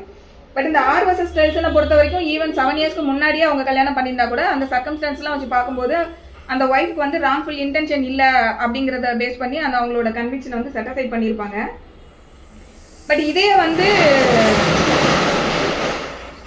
இப்போ இன்னொரு கேஸ் அந்த வைஃப் யாரோட வாழணும்னு ஏதாவது ரூல் இருக்கா? அந்த மாதிரி ஒன்றும் இல்லை இல்லை மேடம். அப்படி எப்படி சொல்ல முடியும் யார் கூட போய் நீங்கள் வாழணும்னு? புரியல, நீங்கள் கேட்குறது எனக்கு புரியல. செகண்ட் ஹஸ்பண்ட் வந்துட்டாரு. இப்ப அந்த அம்மாவோட நிலைமை என்ன? அவங்களோட வில்லிங் தான் ஆமாம், ஏன்னா இதுதான் வந்து அவங்க பண்ணினதையே இது லாஃபுல்னு சொல்லிட்டாங்க இல்லையா. ஸோ அவங்க அந்த அஃபென்ஸையும் கமிட் பண்ணலைங்கிறதையும் கோர்ட் இந்த கேஸில் சொல்லிட்டாங்க. ஸோ இன்னொன்று அடுத்து வந்து ஆர் வெர்சஸ் பிரின்சஸ். இந்த கேஸில் என்ன பண்ணியிருப்பாங்க அப்படின்னா, ஒரு பொண்ணை வந்து நான் மேஜர்னு நினச்சி தான் கூட்டிகிட்டு போயிட்டேன். அதாவது இப்போ நமக்கு நிறைய அந்த மைனரை கூட்டிகிட்டு போயிட்டு செக்ஷுவல் இன்டர்கோர்ஸ்லாம் வந்து இன்வால்வ் ஆகுறாங்க. அதுக்கப்புறமா ஃப்யூச்சரில் என்ன டிஃபென்ஸ் எடுப்பாங்கன்னா, நான் கூட்டிகிட்டு போனப்போ நான் அந்த பொண்ணு வந்து மேஜர்னு நான் நினச்சேன், அவங்க ஃபிசிக்கல் அப்பியரன்ஸ் அப்படி தான் இருந்தது, இல்லை அந்த பொண்ணு என் மேஜர்னு தான் என்கிட்ட சொன்னாங்க, இப்படிலாம் டிஃபென்ஸ் எடுக்காங்க இல்லையா. ஸோ அதெல்லாம் எடுக்க முடியாது. அதை சொன்னது தான் வந்து இந்த ஆர் வெர்சஸ் பிரின்சஸ். இந்த கேஸில் வந்து என்ன சொல்லியிருப்பாங்க அப்படின்னா, ஆக்சுவலி நம்ம அந்த ஆர் வெர்சஸ் ஸ்டெல்சனையும் இந்த ஆர் வெர்சஸ் பிரின்சஸையும் வந்து ஒரே தராசில் வைக்க முடியாது. ஏன்னா அதில் அவங்களோட கிரிமினல் இன்டென்ட்ன்றது அதில் சுத்தமாக இல்லை. பட் இந்த கேஸை பொறுத்த வரைக்கும் ஒரு பொண்ணை கூட்டிகிட்டு ஓடுறது இல்லை ஒரு பொண்ணோட செக்ஷுவல் இன்டர்கோர்ஸில் வந்து போகிறதுன்றதே முதல்ல ஒரு தப்பான விஷயம். அந்த விஷயத்துக்கு நீங்கள் போகிறீங்க அப்படிங்கும்போது, ஒரு லாஃபுல் மேரேஜ்ன்றது இல்லாமல் போகிறீங்கும்போது அந்த பொண்ணு 18 வயசு கம்ப்ளீட் பண்ணியிருக்காளாங்கிறத தெரிஞ்சிருக்கணும். நீங்கள் தெரியாமல் நான் அப்படி நம்பினேன் அப்படின்றதெல்லாம் ஒரு டிஃபென்ஸாக எடுக்க முடியுமானா எடுக்க முடியாது. ஸோ அதை சொன்னது தான் வந்து இந்த ஆர் வெர்சஸ் பிரின்சஸ். ஏன்னா இந்த இன்டென்ஷனே முதல்ல வந்து சரி கிடையாது. ஸோ இது வந்து மிஸ்டேக் ஆஃப் ஃபேக்ட் கிடையாது அப்படிங்கிறத சொல்லியிருப்பாங்க. ஏன்னா அவங்க என்ன அக்யூஸ்ட் என்ன டிஃபெண்ட் பண்ணுவாங்கன்னா, 18 வயசுன்னு நான் தப்பாக நினச்சிக்கிட்டேன், அது வந்து மிஸ்டேக் ஆஃப் ஃபேக்ட்டு, அந்த ஃபேக்டை நான் தவறுதலான ஒரு ஃபேக்டில் நான் வந்து அப்படி தவறுதலாக எடுத்துக்கிட்டேன்னு தானே சொல்கிறாரு. ஸோ இது வந்து அப்படி எடுக்க முடியாது, அது மிஸ்டேக் ஆஃப் ஃபேக்ட்ன்றது கீழே இந்த ப்ரொவிஷனில் அட்ராக்ட் ஆகாதுன்றதை சொல்லியிருப்பாங்க. அடுத்து வந்து இப்போ வந்து சில கேசஸ் வந்து இருக்குது. அது என்னன்னு பார்த்தோன்னா, Sarla Mudgal versus Union of India. இந்த Sarla Mudgal versus Union of India இந்த கேஸ் என்ன அப்படின்னு பார்த்தீங்கன்னா, நமக்கு வந்து பைகாமி வந்து இந்தியன் லா ஹிந்து லா வந்து ப்ராஹிபிட் பண்ணுது கரெக்டாக. ஆனால் முஸ்லீம் லா வந்து பைகாமியை வந்து முஸ்லீம் லாவில் வந்து பாலிகாமி வந்து அக்செப்ட் பண்ணுறாங்க. பைகாமிக்கும் பாலிகாமிக்கும் வித்தியாசம் என்ன அப்படின்னா, நமக்கு பைகாமிங்கும் போது ஃபர்ஸ்ட் மேரேஜுக்கு கீழே அந்த எய்தர் ஸ்பௌஸ் உயிரோடு இருக்கும்போது இன்னொருத்தங்களை திருப்பி ஒரு கல்யாணம் பண்ணுறாங்கன்னா பைகாமின்றதுக்குள்ளே வந்துடும். பாலிகாமி அப்படின்னு சொல்லும்போது ஒரு கல்யாணத்துக்கு மேலே இன்னொரு கல்யாணம் பண்ணுறாங்க, பட் அவங்களோட லா வந்து அதை பர்மிட் பண்ணுது. ஸோ முஸ்லீம்ஸ் லா வந்து பாலிகாமியை வந்து அக்செப்ட் பண்ணுது. அவங்க வந்து 4 கல்யாணம் வரைக்கும் திருமணம் செய்துக்கலான்னு அவங்க லா பர்மிட் பண்ணுது. ஸோ அது வந்து பாலிகாமியில் வருது. இப்போ நிறைய ஹிந்துஸ் என்ன பண்ணுறாங்க அப்படின்னா, ஹிந்து மேரேஜ் ஆக்டுக்கு கீழே கல்யாணம் பண்ணியிருப்பாங்க, இன்னொரு கல்யாணம் பண்ணுறதுக்காக என்ன பண்ணுவாங்கன்னா கன்வெர்ட் ஆகிடுவாங்க, முஸ்லீமாக கன்வெர்ட் ஆகிட்டு அந்த ஆக்ட் வந்து அதை பர்மிட் பண்ணுது அப்படின்னு சொல்லிட்டு கன்வர்ஷனுக்கு அப்புறமா போயிட்டு கல்யாணம் பண்ணுறது. ஸோ இதை தொடர்பு பட்டு அந்த கேஸில் தான் இந்த Sarla Mudgal versus Union of India Supreme Court judgment இதில் தெளிவாக சொல்லிட்டாங்க. என்ன அப்படின்னா, இந்த மாதிரி ஒரு சட்டத்துக்கு கீழே கல்யாணத்தை பண்ணிவிட்டு இன்னொரு சட்டத்துக்கு கீழே இன்னொரு கல்யாணம் பண்ணலான்ற ஒரே ரீசனுக்காக வந்து கன்வெர்ட் ஆகிட்டு போயிட்டு அங்கே போய் இன்னொரு கல்யாணம் பண்ணுறது வந்து இல்லீகல். எப்போ அப்படின்னா, இந்த முதல்ல ஹிந்து லாவுக்கு கீழே ஒரு திருமணம் பண்ணியிருக்கீங்க இல்லையா, அந்த திருமணத்தை சட்டப்படி டிசால்வ் பண்ணாமல் இன்னொரு கல்யாணம் பண்ணினீங்கன்னா இட் இஸ் இல்லீகல் அப்படிங்கிறது இந்த கேஸில் அவளை வந்து சொல்லியிருப்பாங்க. Sarla Mudgal versus Union of India. So அடுத்து இன்னொரு இந்த சரளா முட்கல் கேஸில் சொன்ன அதே விஷயத்தை வந்து ரீஅஃபார்ம் பண்ணின கேஸ் வந்து Lily Thomas versus Union of India. So இந்த கேஸ்லையும் வந்து அந்த சரளா முட்கல் கேஸில் சொன்ன அதே விஷயத்தை வந்து திருப்பி ரீஅஃபார்ம் பண்ணியிருப்பாங்க. மேடம் இப்போ இந்த பைகமியில் வந்து கம்ப்ளைண்ட் கொடுத்தாதான் இது பிரச்சனை, இல்லைன்னா ஒய்ஃபோட கன்சர்ட் இருந்தால் ஒன்றும் ப்ராப்ளம் இல்லைன்னா ஒன்றுமே பண்ண முடியாது மேடம். அஃபெக்டட் பர்சன் தான் வந்து கம்ப்ளைண்ட் கொடுத்தாகணும். இன்னொன்று பைகாமியெல்லாம் ப்ரூவ் பண்ணுறதுக்கு வந்து ரொம்ப கஷ்டம். ஏன்னா ஒரு சாலிடான ப்ரூஃப் வேணும். அவங்க 2 பேரும் சேர்ந்து இருந்தாங்கன்றதை எப்படி, ஏன்னா ஃபிசிக்கல் ரிலேஷன்ஷிப்பை வந்து கோர்ட்டில் ப்ரூவ் பண்ண முடியாது, அது 4 செவருக்குள்ளே நடக்கிறது. இதை எப்படி ப்ரூவ் பண்ணணும்னா, ஏதாவது ஒரு டாக்குமெண்ட்டில் 2 பேரும் சேர்ந்து ஒரு ரேஷன் கார்டு எடுத்திருக்காங்க, இல்லைனா ஒரு இன்சூரன்ஸ் எடுத்திருக்காங்க. ஸோ இந்த மாதிரி சம் மெட்டீரியல் வந்து இருந்ததுன்னா அப்போ தான் அது வந்து ஈஸியாக ப்ரூவ் பண்ண முடியும். ஸோ இப்போ நம்ம பார்த்தது எல்லாமே என்ன, section 14 mistake of fact. So mistake of law என்னங்கிறது பார்த்துட்டோம். மிஸ்டேக் ஆஃப் லா வந்து லா எக்ஸ்கியூஸ் பண்ணாது, அந்த டிஃபென்ஸ் வந்து எடுக்கவே முடியாது. ஆனால் மிஸ்டேக் ஆஃப் லா வந்து எனக்கு ஃபாரின் லா தெரியாதுன்னு நம்ம டிஃபெண்ட் பண்ண முடியுமானா பண்ணலாம். அது வந்து பெர்மிட் பண்ணுது சட்டம். நம்ம இந்தியன் சிட்டிசனாக இருக்கோம், இந்தியாவில் உள்ள விஷயங்கள் தான் வந்து எனக்கு இந்திய சட்டம் தெரியாதுன்னு தான் நம்ம சொல்ல முடியாது. ஒரு ஃபாரின் லாவில் வந்து எனக்கு தெரியாது அப்படிங்கிறது இது வந்து நம்ம கான்ட்ராக்ட் ஆக்ட் பார்க்கும்போது நான் இன்னும் கிளியராகவே உங்களுக்கு சொல்கிறேன். இந்த ஃபாரின் லாவை வந்து நம்ம வந்து நான் தவறுதலாக புரிஞ்சுக்கிட்டேன்றதெல்லாம் கான்ட்ராக்ட் ஆக்டுக்கு கீழே சில ப்ரொவிஷன்ஸ் வந்து வரும், மிஸ்டேக்குன்ற சாப்டருக்கு கீழே. ஸோ அங்கே வந்து அதை வந்து பெர்மிட் பண்ணுறாங்க. பெர்மிட் பண்ணி அந்த ஃபாரின் லாவை நான் தப்புறதெல்லாம் புரிஞ்சுக்கிட்டேன்ற அண்டர்ஸ்டாண்டிங்கில் ஒரு கான்ட்ராக்டில் என்டர் ஆகிருக்காங்க அப்படிங்கும்போது அந்த கான்ட்ராக்டை வந்து அவங்க வாய்டபிள் கான்ட்ராக்ட்னு சொல்லி கேன்சல் பண்ணுறதுக்கு கோர்ட்டை அப்ரோச் பண்ணலாம். ஸோ அந்த கான்ட்ராக்ட் ஆக்ட் எடுக்கும்போது நம்ம திருப்பியும் இந்த கான்செப்டை பார்ப்போம். சரி, இப்போ வந்து 14 கம்ப்ளீட் பண்ணியிருக்கோம். அடுத்து 15.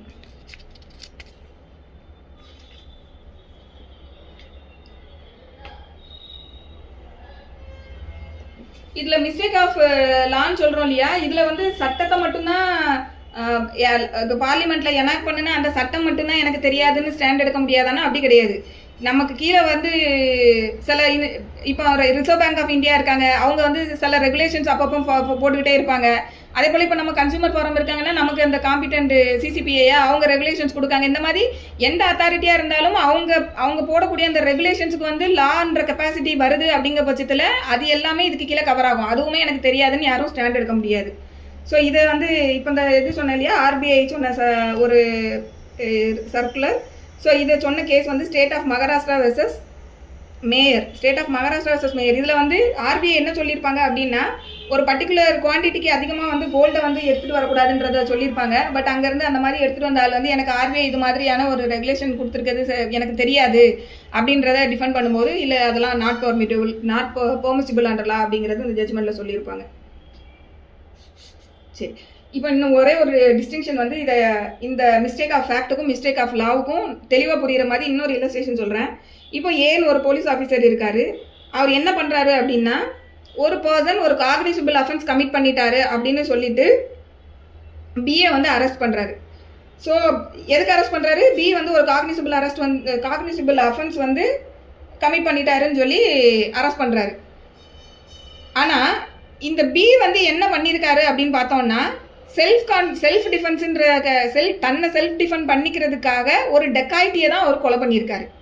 ஆனால் போலீஸ் இங்கேருந்து பார்க்கும்போது ஓகே பி ஒருத்தனை கொலை பண்ணுறான், ஸோ மர்டர்ன்றது ஒரு காக்னிசிபிள் அஃபென்ஸை கமிட் பண்ணினவங்கள மேஜிஸ்ட்ரேட்டோட ஆர்டர் இல்லாமலேயே வாரண்ட் இல்லாமலேயே அரெஸ்ட் பண்ணுறதுக்கு எனக்கு சட்டத்தின்படி எனக்கு பவர் இருக்குது. ஸோ அதனால் நான் போய் அரெஸ்ட் பண்ணுறேன் அப்படின்னு சொல்லி பிஏ போய்ட்டு அவர் அரெஸ்ட் பண்ணுறாரு. அப்போ இது வந்து மிஸ்டேக் ஆஃப் ஃபேக்டான்னு கேட்டால் இது பியூர்லி மிஸ்டேக் ஆஃப் ஃபேக்ட் தான். ஏன்னா அவர் செல்ஃப் டிஃபென்ஸுக்கு தான் அவர் கொலை பண்ணினாரு. ஏன்னா அவர் செல்ஃப் டிஃபென்ஸுக்கு இப்போ மர்டர் வரைக்கும் பண்ணுறதுக்கு, செல்ஃப் டிஃபென்ஸில் மர்டர் கமிட் பண்ணுறதுக்கு கூட சட்டத்தின்படி அதிகாரம் இருக்குது. அவர் தனக்கு சட்டத்தின்படி தன்னை செல்ஃப் டிஃபென்ஸ்ன்ற கிரவுண்டுக்கு கீழே தான் அந்த ஒரு டெக்காய்ட்டை வந்து அவர் கொலை பண்ணியிருக்காரு. ஸோ அவர் பண்ணினது ராங் கிடையாது. ஆனால் இவர் கைது பண்ணினது வந்து இந்த இடத்துல வந்து மிஸ்டேக் ஆஃப் ஃபேக்டில் இவர் வந்து கொலை பண்ணிட்டாருன்னு நினச்சி கைது பண்ணுறாரு. ஸோ இது பியூர்லி மிஸ்டேக் ஆஃப் ஃபேக்ட். இப்போ இவர் அரெஸ்ட் பண்ணினதன் மூலமாக அவரை வந்து அன்லாஃபுல்லாக வந்து ரெஸ்ட்ரைன் பண்ணிட்டாரு, கன்ஃபைன் பண்ணிட்டாரு, இந்த அஃபென்ஸ் எல்லாம் வந்து இந்த போலீஸ் கமிட் பண்ணியிருக்காருன்றதா வருமானா வராது. ஏன்னா மிஸ்டேக் ஆஃப் ஃபேக்ட். இதே இன்னொரு இல்லஸ்ட்ரேஷன் சொல்கிறேன். இதில் வந்து ஒரு போலீஸ் ஆஃபீஸர் என்ன பண்ணுறாரு அப்படின்னா, ஒரு பர்சனை அரெஸ்ட் பண்ணுறாரு. எதுக்கு அரெஸ்ட் பண்ணுறாருன்னா, அந்த அஃபெண்டர் வந்து ஒரு அசால்ட்டுன்னு சொல்லக்கூடிய ஒரு அஃபென்ஸை கமிட் பண்ணிட்டாருன்றதுக்காக அரெஸ்ட் பண்ணுறாரு. ஸோ இந்த அசால்ட்டுன்றது வந்து என்ன அஃபென்ஸ் அப்படின்னா, இட் இஸ் நான் காக்னிசிபிள் அஃபென்ஸ். அசால்ட்டுன்றது நான் காக்னிசிபிள் அஃபென்ஸு. நான் காக்னிசிபிள் அஃபென்ஸை பொறுத்த வரைக்கும் போலீஸ் வந்து கேனாட் அரெஸ்ட் வித்தவுட் வாரண்ட் அப்படிங்கிறது தான் லா. ஸோ வாரண்ட் இல்லாமல் நான் காக்னிசிபிள் அஃபென்ஸில் வந்து போலீஸ் அரெஸ்ட் பண்ண முடியாது. ஆனால் போலீஸ் வந்து என்ன நினைக்காருன்னா, அசால்ட்டுன்றது காக்னிசிபிள் அஃபென்ஸ் தான் அப்படின்னு நினச்சிக்கிட்டு அவர் போய் அரெஸ்ட் பண்ணுறாரு. அப்போ இந்த இடத்துல அவர் என்ன பண்ணுறாரு? Mistake of law. புரியுதா? இது புரியுதா இருக்காது? ஓகே. ஸோ இப்போ அவர் வந்து நான் காக்னிசிபிள் அஃபென்ஸ் கமிட் பண்ணுறாரு. ஆனால் இவர் வந்து காக்னிசிபிள் அஃபென்ஸை கமிட் பண்ணிட்டாருன்னு நினைக்கிறாரு. ஸோ ஒரு போலீஸ்காருக்கு வந்து இந்த அசால்ட்டுன்றது நான் காக்னிசிபிள் அஃபென்ஸ் தான்ன்றது எனக்கு தெரியாது, சட்டப்படி அது சட்டம் அப்படி தான் சொல்லுதுன்னு எனக்கு தெரியாதுன்னு நான் அரெஸ்ட் பண்ணிட்டேன் அப்படின்னு போலீஸ் இந்த கேஸில் டிஃபெண்ட் பண்ணுனா ஜெயிக்க முடியுமானா பண்ண முடியாது. ஸோ இந்த இடத்துல இந்த போலீஸ் ஆஃபீஸர் எதுக்கு லயபிள் ஆவார் அப்படின்னு பார்த்தோம்னா, ராங்ஃபுல் கன்ஃபைன்மெண்ட்ன்றதுக்கு அவர் வந்து லயபிள் ஆவார். ஸோ அவர் பண்ணின அரெஸ்ட் வந்து தப்பு, அதன் மூலமாக அவரை கன்ஃபைன் பண்ணது தப்பு, அது ராங்ஃபுல் கன்ஃபைன்மெண்ட். இவர் வந்து இந்த இடத்துல நான் மிஸ்டேக் ஆஃப் லா கமிட் பண்ணியிருக்காரு. It is not permissible. First சொன்ன இல்லஸ்ட்ரேஷனில் வந்து அது mistake of fact, that is permissible. So இது வந்து இதெல்லாம் சொல்லக்கூடியது செக்ஷன் 14. அடுத்து வந்து செக்ஷன் 15. இந்த 14ஓட சேர்த்து நம்ம பார்க்க வேண்டியது 17. 17 பார்த்துட்டு 14ம் 17ம் சேர்த்து பார்க்கணும், 15ம் 16ம் சேர்த்து பார்க்கணும். 17 இப்போ பார்த்துடலாம். 17 என்னன்னா, act done by a person justified or by mistake of fact, believing himself justified by law. Nothing is an offense which is done by any person who is justified by law, or who by reason of mistake of fact and not by reason of mistake of law in good faith believes himself to be justified by law in doing it. So இங்கே என்னென்னா சட்டப்படி வந்து இது இந்த இல்லஸ்ட்ரேஷனையும் read பண்ணிட்டோம்னா இது ரொம்ப ஈஸியாக புரியும். A sees Z commit what appears to A to be a murder. So A வந்து இசட் வந்து ஒரு செயலை செய்கிறாரு, அதை செய்கிற ஏ இங்கேருந்து பார்க்குறாரு. பார்க்கும்போது ஏக்கு வந்து அது எப்படி அப்பியர் ஆகுதுன்னா இசட் வந்து மர்டர் கமிட் பண்ணிட்டாருங்கிற மாதிரி ஏக்கு வந்து இங்கே வந்து பார்க்கும்போது அது தெரியுது. So A sees Z commit what appears to A to be a murder. A in the exercise to the best of his judgment exerted in good faith of the power which the law gives to all person of apprehending murderers in the fact sees Z in order to bring Z before the proper authorities. A has committed no offense, though it may turn out that Z was acting in self-defense. So இங்கே ஏ வந்து இசட்ன்ற ஒரு பர்சனை arrest பண்ணுறாரு. ஏ வந்து police officer கிடையாது, அவரு காமனாக ஒரு காமன் மேன். ஸோ இந்த ஏ வந்து இசட் வந்து கொலை ஒரு செயல் செய்கிற பார்க்குறாரு, அது வந்து கொலை மாதிரி தெரியுது. ஸோ இவர் வந்து இசட் கொலை பண்ணிட்டாரு அப்படின்னு நினச்சிட்டு ஏ வந்து என்ன இசட்டை போய் சீஸ் பண்ணுறாரு. எதுக்காக சீஸ் பண்ணுறாரு அப்படின்னு பார்த்தோம்னா அவரை அரெஸ்ட் பண்ணி கொண்டு போய் ப்ராப்பர் அத்தாரிட்டி கிட்ட ப்ரொடியூஸ் பண்ணுறதுக்காக. ஸோ இந்த மாதிரி காமன் மேனுக்கு அரெஸ்ட் பண்ணி ப்ராப்பர் அத்தாரிட்டி கிட்ட ப்ரொடியூஸ் பண்ணுறதுக்கு பவர் இருக்கானா இருக்குது. பிஎன்டபிள்எஸில் வந்து அந்த மாதிரி அரெஸ்ட் பண்ணலான்னு சொல்லி தனியாக ஒரு ப்ரொவிஷனே இருக்குது. ஸோ அப்போ இவர் வந்து இசட்டை சீஸ் பண்ணி ப்ராப்பர் அத்தாரிட்டிகிட்ட கொண்டு போய் நிப்பாட்டுறதுக்காக அரெஸ்ட் பண்ணுறாரு. அப்போ இந்த இடத்துல வந்து இந்த ஏ ஏதாவது ஆக்சுவலி இந்த அஃபென்ஸை வந்து இசட் எதுக்காக கமிட் பண்ணியிருக்காரு அப்படின்னு பார்த்தோம்னா செல்ஃப் டிஃபென்ஸ்க்காக அவர் அந்த கொலையை பண்ணியிருக்காரு. அப்போ செல்ஃப் டிஃபென்ஸ்க்காக கொலை பண்ணுறதுக்கு இசட்டுக்கு ரைட்ஸ் இருக்குது. அந்த ரைட்டை அவர் லாஃபுல் ரைட்டை எக்ஸசைஸ் பண்ணியிருக்காரு. பட் ஏக்கு வந்து அது பார்க்க கொலை மாதிரி தெரிஞ்சதுனால இவர் அரெஸ்ட் பண்ணி ப்ராப்பர் அத்தாரிட்டிகிட்ட கொண்டு போய் நிறுத்துறதுக்காக அவர் அரெஸ்ட் பண்ணுறாரு. அப்போ இந்த இடத்துல ஏ கமிட் பண்ணினது என்ன அப்படின்னா ராங்ஃபுல்லாக என்ன அரெஸ்ட் பண்ணிட்டாரு, ராங்ஃபுல்லாக என்ன கன்ஃபைன் பண்ணிட்டாரு அப்படின்னு இசட் வந்து சொல்ல முடியாது. ஏன் சொல்ல முடியாதுன்னா சட்டப்படி எனக்கு இருக்கக்கூடிய சட்டம் வந்து எனக்கு யாராவது ஒரு கொலை பண்ணுறாங்கன்னா அவங்கள அரெஸ்ட் பண்ணுறதுக்கு எனக்கு பவர் வந்து சட்டம் கொடுத்துருக்கு. அந்த சட்டத்தை நான் எக்ஸசைஸ் பண்ணி தான் உங்களை அரெஸ்ட் பண்ணினேன். நீங்கள் செல்ஃப் டிஃபென்ஸ்க்காக பண்ணினீங்கிறது எனக்கு தெரியாது. ஸோ அதை அப்போ இது வந்து ஜஸ்டிஃபைடு பை லா. நான் செஞ்ச செயல் ஜஸ்டிஃபை லாவே வந்து ஜஸ்டிஃபை பண்ணுது. நான் பண்ணின விஷயத்த லாவே ஜஸ்டிஃபை பண்ணுது. So the act committed by A is justified by law. So அப்போ அதுவும் வந்து அஃபென்ஸ்ன்றதுக்கு கீழே வராது. அதை தான் வந்து செக்ஷன் 17 ஆமாம் மேம், கண்டிப்பாக அங்கே தான் நம்ம பண்ண முடியும். ஏன்னா அதை தான் நம்ம ட்ரையலுக்கு போகும்போது தான் அந்த பேர்டன் எந்த அளவுக்கு நமக்கு இருக்குங்கிறது பியாண்ட் ரீசனபிள் டவுட்டா இல்லை ப்ராபபிலிட்டியாங்கிறது பார்க்குறோம். ஓகேவா? சரி, இப்போ இந்த 14 and 17 ரெண்டையும் ஒரே காம்போவில் பார்க்கணும்னு சொன்ன இல்லையா? 14க்கும் 17க்கும் என்ன டிஃப்ரென்ஸ் பார்த்தோம்னா 14 என்ன பண்ணுதுன்னா 14ல் வந்து ஒரு person act under legal compulsion. அங்கே பார்த்தீங்கன்னா ஒரு சுப்பீரியராக ஒருத்தர் வந்து லா வந்து இந்த இடத்துல என்ன பவுண்ட் பண்ணுதுன்ற நேச்சரில் அவர் செஞ்சுருப்பாரு. ஸோ அங்கே வந்து லீகல் கம்பல்ஷனுக்கு கீழே வந்து 14ல் ஒரு பர்சன் வந்து செயல்படுவார். அது வந்து அஃபென்ஸாக வராது. 17 பொறுத்த வரைக்கும் என்ன அப்படின்னா he act under a legal justification. இங்கே வந்து லா கம்பல் பண்ணலை, பட் இதை பண்ணினாலும் சட்டப்படி அது கரெக்ட் தான், என்னால் ஜஸ்டிஃபை பண்ண முடியுன்ற ஒரு கிரவுண்டில் வந்து அதை பண்ணுறாங்க. ஸோ இதுதான் இந்த ரெண்டுக்குள்ள டிஃப்ரென்ஸ். ஸோ 14 பொறுத்த வரைக்கும் a person acts under legal compulsion, but while under section 17 he acts under a legal justification. So இதுதான் இந்த ரெண்டு ப்ரொவிஷனுக்கும் இருக்கக்கூடிய டிஃப்ரென்ஸு. அது இந்த இல்லஸ்ட்ரேஷனை பார்த்தோம்னாலே அது வந்து நமக்கு ரொம்ப தெளிவாக புரியும். ஸோ இந்த இடத்துல எல்லாத்துலேயுமே குட் ஃபெய்த்ன்ற வேர்டு யூஸ் பண்ணியிருக்காங்க. ஸோ குட் ஃபெய்த் அப்படிங்கிறது என்னன்னா டியூ கேர் அண்ட் காஷன் அவங்க வந்து பிரயோஜனப்படுத்தியிருக்காங்களா அப்படிங்கிறது தான். டியூ கேர் எடுத்திருக்காங்களா, டியூ காஷன் அட்டென்ஷனோட அதை வந்து செயலை செஞ்சிருக்காங்களாங்கிறது தான் அந்த குட் ஃபெய்த்துங்கிறது வந்து அதை டினோட் பண்ணுது. ஸோ இதை எப்படி டிசைட் பண்ண முடியும்னா அந்தந்த கேஸோட ஃபேக்ட்ஸை வச்சு தான் அது டிசைட் பண்ண முடியும். ஸோ இதோட வந்து செக்ஷன் 14 and 17 வந்து கம்ப்ளீட் ஆகுது. அடுத்து பார்க்க போகிறது 15 and 16. 15 என்ன அப்படின்னா acts of judge when acting judicially. இது வந்து நீதிபதிகள் வந்து அவங்க ஜட்ஜின்ற கெப்பாசிட்டிக்கு கீழே செயல்படும் போது செய்யப்படக்கூடிய எதுவுமே வந்து குற்றம் இல்லை அப்படின்னு சொல்லக்கூடியது.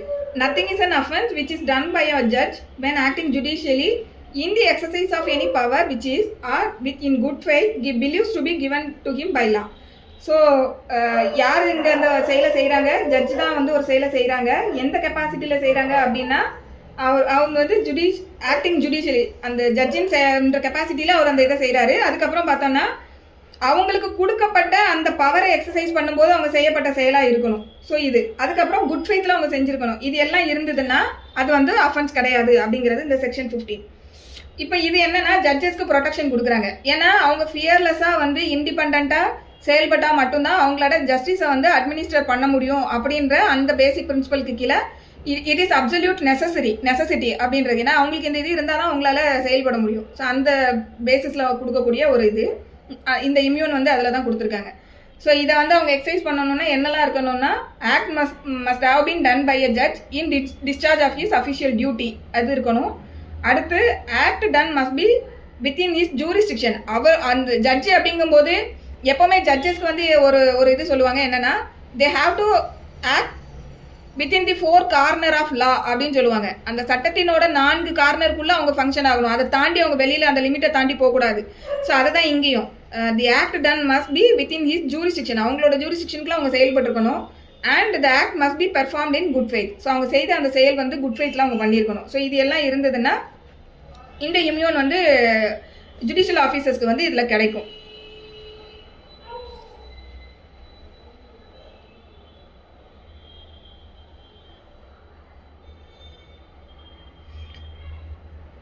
இப்போ இதில் நமக்கு ஒரு டவுட் வரும். என்ன அப்படின்னா இப்போ வந்து ஒரு மேஜிஸ்ட்ரேட் வந்து எரோனியஸாக அசியூம் பண்ணிக்கிறாரு. என்ன அப்படின்னா அதாவது ஒரு சட்டத்தை வந்து அவர் வந்து தவறுதலாக ஒரு புரிதலை எடுத்துக்கிட்டு ஒரு ஒரு ஒரு டெசிஷனுக்கு வராங்க ஒரு பர்டிகுலர் கேஸில். அப்படிங்கும்போது கூட அவங்களுக்கு இந்த இம்யூனிட்டி கிடைக்குமா அப்படின்னு பார்த்தோம்னா அப்பவும் அவங்களுக்கு கிடைக்கும். பட் ஏன்னா அவங்க வந்து எரோனியஸான ஒரு அண்டர்ஸ்டாண்டிங்கில் அதை பண்ணியிருக்காங்க. குட் ஃபெய்த்ன்றது அதாவது அவர் வேணும்னு குட் ஃபெய்த் இல்லாமல் அவர் அதை பண்ணவே இல்லை. அவரோட எரோனியஸ் அண்டர்ஸ்டாண்டிங்கில் ஒரு விஷயத்த பண்ணியிருக்காங்க. அப்படிங்கும்போது கூட இந்த இதுக்கு கீழே அவங்க வருவாங்க அப்படின்னு சொல்லி ஜட்ஜ்மெண்ட்ஸ் இருக்குது. என்னென்னா Delhi judicial service association versus state of Gujarat. But எப்போ இது எக்ஸீட் ஆகாதுன்னா அவங்க வந்து நோயிங்ஃபுல்லி அவங்களோட அத்தாரிட்டியை எக்ஸீட் பண்ணுறாங்க, கான்ட்ரரி டு லா போகிறாங்க. அப்படிங்கும்போது இது வந்து அவங்களுக்கு அப்ளிகபிள் ஆகாது.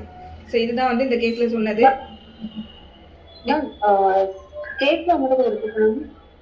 Delhi judicial service association versus Delhi judicial service association versus state of Gujarat.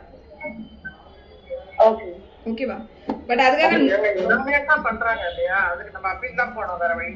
அதுக்கு தான் லா வந்து appeal right, revision right, review ரைட்ஸ்னு நிறைய ரைட்ஸ் கொடுத்துருக்காங்கல்ல மேம். அதுதான் சொல்றேன், எரோனியஸா பண்ணினதுக்காக நீங்க இங்க கிரிமினல் லைபிலிட்டி எல்லாம் உங்களுக்கு எடுத்துட்டு வர முடியாதுன்றது தான் இந்த ப்ரொவிஷன்ல உங்களுக்கு இம்யூனிட்டி கொடுக்காங்க. சோ அதுக்கு எரோனியஸா பண்ணா தப்பு கிடையாது, வில்ஃபுல்லா பண்ணா தப்பு. நோயிங்லி அவங்க வந்து சட்டத்துக்கு எதிரா அந்த மாதிரி எதனா ஒரு பார்ஷியாலிட்டியா செஞ்சா அத ப்ரூவ் பண்ணனா உண்டு. ஆமா, நோயிங்லி எக்ஸீட் இட்ஸ் அத்தாரிட்டி அப்படிங்கும்போது வரும். கிடையாது. Correct. Knowingly exceeds its authority இல்லனா they are doing anything contrary to law அப்படிங்கும்போது அது வரும். உதாரணத்துக்கு மேடம் சொன்ன மாதிரி பிரைபரி வாங்குறது இல்லைன்னா அந்த மாதிரியான நேச்சர்ல எது பண்ணாலுமே, இல்லைன்னா யாரையாவது அபியூஸ் பண்றது, ஏன்னா அவங்களுக்கு அதுக்கெல்லாம் பவர் கிடையாது. ஸோ அந்த மாதிரி விஷயங்கள்லாம் அவங்க பண்ண முடியாது. ஸோ இது வந்து செக்ஷன் 15. அடுத்து வந்து செக்ஷன் 16 என்ன அப்படின்னா ஆக்ட் டன். ஏதோ ஒரு சவுண்ட் வந்துகிட்டு இருக்கு, யார்கிட்ட இருந்துன்னு தெரியல. எல்லாரும் கொஞ்சம் மியூட் பண்ணிக்கோங்க. Okay, thank you. Section 16 act done pursuant to the judgment or order of court. இது வந்து ஒரு ஜட்ஜ்மெண்ட்டு இல்லைனா ஒரு கோர்ட்டோட ஆர்டர் இருக்குது, அதை ஒபே பண்ணுறதன் மூலமாக யாரெல்லாம் ஏதாவது செயல்படுறாங்க அப்படிங்கும்போது அது வந்து அஃபென்ஸ் கிடையாதுன்னு சொல்லக்கூடியது. So nothing which is done in pursuance of or which is warranted by the judgment or of a court of justice if done while such judgment or order remains in force is an offense. Notwithstanding the court may have had no jurisdiction to pass such judgment or order, provided the person doing the act in good faith believes that the court had such jurisdiction. அதாவது ஏதோ ஒரு ஜட்ஜ்மெண்ட்டோ ஆர்டரையோ இருக்கக்கூடிய விஷயத்த அந்த இன் பர்சியன்ஸ் of such judgement ஒரு விஷயம் பண்ணுறாங்கங்கும்போது that is not offence. ஆனால் இதை கண்டிஷன் என்ன அப்படின்னா அந்த ஜட்ஜ்மெண்ட்டோட அந்த ஜட்ஜ்மெண்ட் இன்னும் ஸ்டில் ரிமைன் ஃபோர்ஸாக இருக்காங்கிறத அவங்க பார்த்துருக்கணும். ஏற்கனவே எக்ஸ்பயர் ஆன ஒரு விஷயத்த வந்து ஜட்ஜி சொல்லியிருக்காங்க அதனால நான் செய்கிறேன் அப்படின்னு சொல்ல முடியாது. அந்த ஜட்ஜ்மெண்ட் ஸ்டில் இன் ஃபோர்ஸாக இருக்கா அப்படிங்கும்போது அதுக்கு கீழே அவங்க செயல்படுறாங்க. அதுக்கப்புறமா என்ன அப்படின்னா இதில் முக்கியமான விஷயம் என்னென்னா அந்த ஆர்டரை பாஸ் பண்ணின அந்த ஜட்ஜுக்கு வந்து அந்த அவங்களுக்கு அந்த காம்பிடன்சி இருக்குதா இல்லையாங்கிறது இங்கே இம்மெட்டீரியல். அதாவது கோர்ட் ஒரு ஆர்டரை பாஸ் பண்ணியிருக்காங்க, அந்த ஆர்டரை ஒருத்தங்க ஒபே பண்ணுறாங்க அப்படிங்கும்போது இந்த செக்ஷன் 16க்கு கீழே இருக்கக்கூடிய ப்ரொடெக்ஷன் ஆட்டோமேட்டிக்காக அந்த கோர்ட் ஆர்டரை ஒபே பண்ணினவங்களுக்கு ஆட்டோமேட்டிக்காக அந்த ப்ரொடெக்ஷன் கிடச்சிரும். அந்த ஆர்டரை பாஸ் பண்ணுறதுக்கு அந்த ஜட்ஜுக்கு பவரே இல்லாமல் அவர் அந்த ஆர்டரை பாஸ் பண்ணியிருந்தாலும் அதை பெர்ஃபார்ம் பண்ணினவருக்கு அந்த ப்ரொடெக்ஷன் உண்டு அப்படின்னு சொல்லக்கூடியதான் இந்த செக்ஷன் 16. இப்போ உதாரணத்துக்கு இது என்ன அப்படின்னா என்ன மேம்? ஆமாம், ஒன்றும் பண்ண முடியாது. ஏன்னா கோர்ட் ஆர்டர் இருந்தது, நான் அதை பெர்ஃபார்ம் பண்ணியிருக்கேன் அப்படிங்கிறது தான்.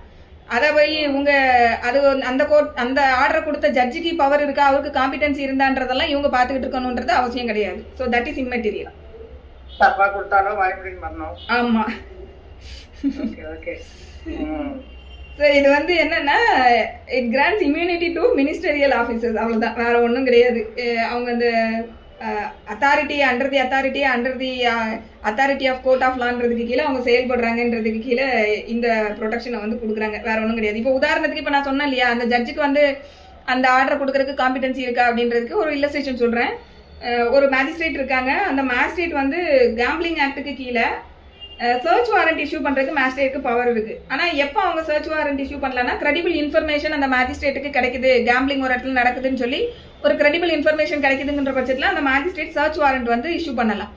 பட் இந்த கிரெடிபிள் இன்ஃபர்மேஷன் இல்லாமலேயே மேஜிஸ்ட்ரேட் வந்து இந்த சர்ச் வாரண்ட் வந்து இஷ்யூ பண்ணிட்டாங்கன்னு வச்சுக்கிடுவோமே, இந்த சர்ச் வாரண்ட்டை பேஸ் பண்ணி ஒரு போலீஸ் ஆஃபீஸர் போயிட்டு சர்ச் கண்டக்ட் பண்ணுறாரு அப்படிங்கும்போது இந்த போலீஸ் ஆஃபீஸருக்கு கம்ப்ளீட்டாக அந்த ப்ரொடெக்ஷன் வந்து வந்துடும். ஸோ அப்போ அந்த இடத்துல அந்த மேஜிஸ்ட்ரேட்டுக்கு வந்து அந்த இடத்துல ஒரு அந்த சர்ச் வாரண்ட் ஆர்டர் போட்டதே தப்பு, அதை போய் நீங்கள் பெர்ஃபார்ம் பண்ண தப்புன்னா அந்த போலீஸ் ஆஃபீஸர் வந்து கேட்க முடியாது. ஏன்னா இவர் வந்து அந்த ஆர்டரை பேஸ் பண்ணி பெர்ஃபார்ம் பண்ணியிருக்காருன்றதுனால இவருக்கு அந்த ப்ரொடெக்ஷன் கம்ப்ளீட்டாக உண்டு. ஸோ இதுதான் இது. ஸோ நெக்ஸ்ட் வந்து செக்ஷன் 15 and 16. டைம் என்னம்மா? ஓகே, 8 மணியா? ஓகே, நம்ம கம்ப்ளீட் பண்ணிக்கலாம். அடுத்து நெக்ஸ்ட் கிளாஸ்ல பார்க்கலாம். 14, 15, 16, 17 வரைக்கும் முடிச்சிருக்கோம். ஆமா, ஏதாவது டவுட்ஸ் இருந்ததுன்னா மட்டும் கேளுங்க, கிளாரிஃபை பண்ணிட்டு வைண்ட் அப் பண்ணிக்கலாம்.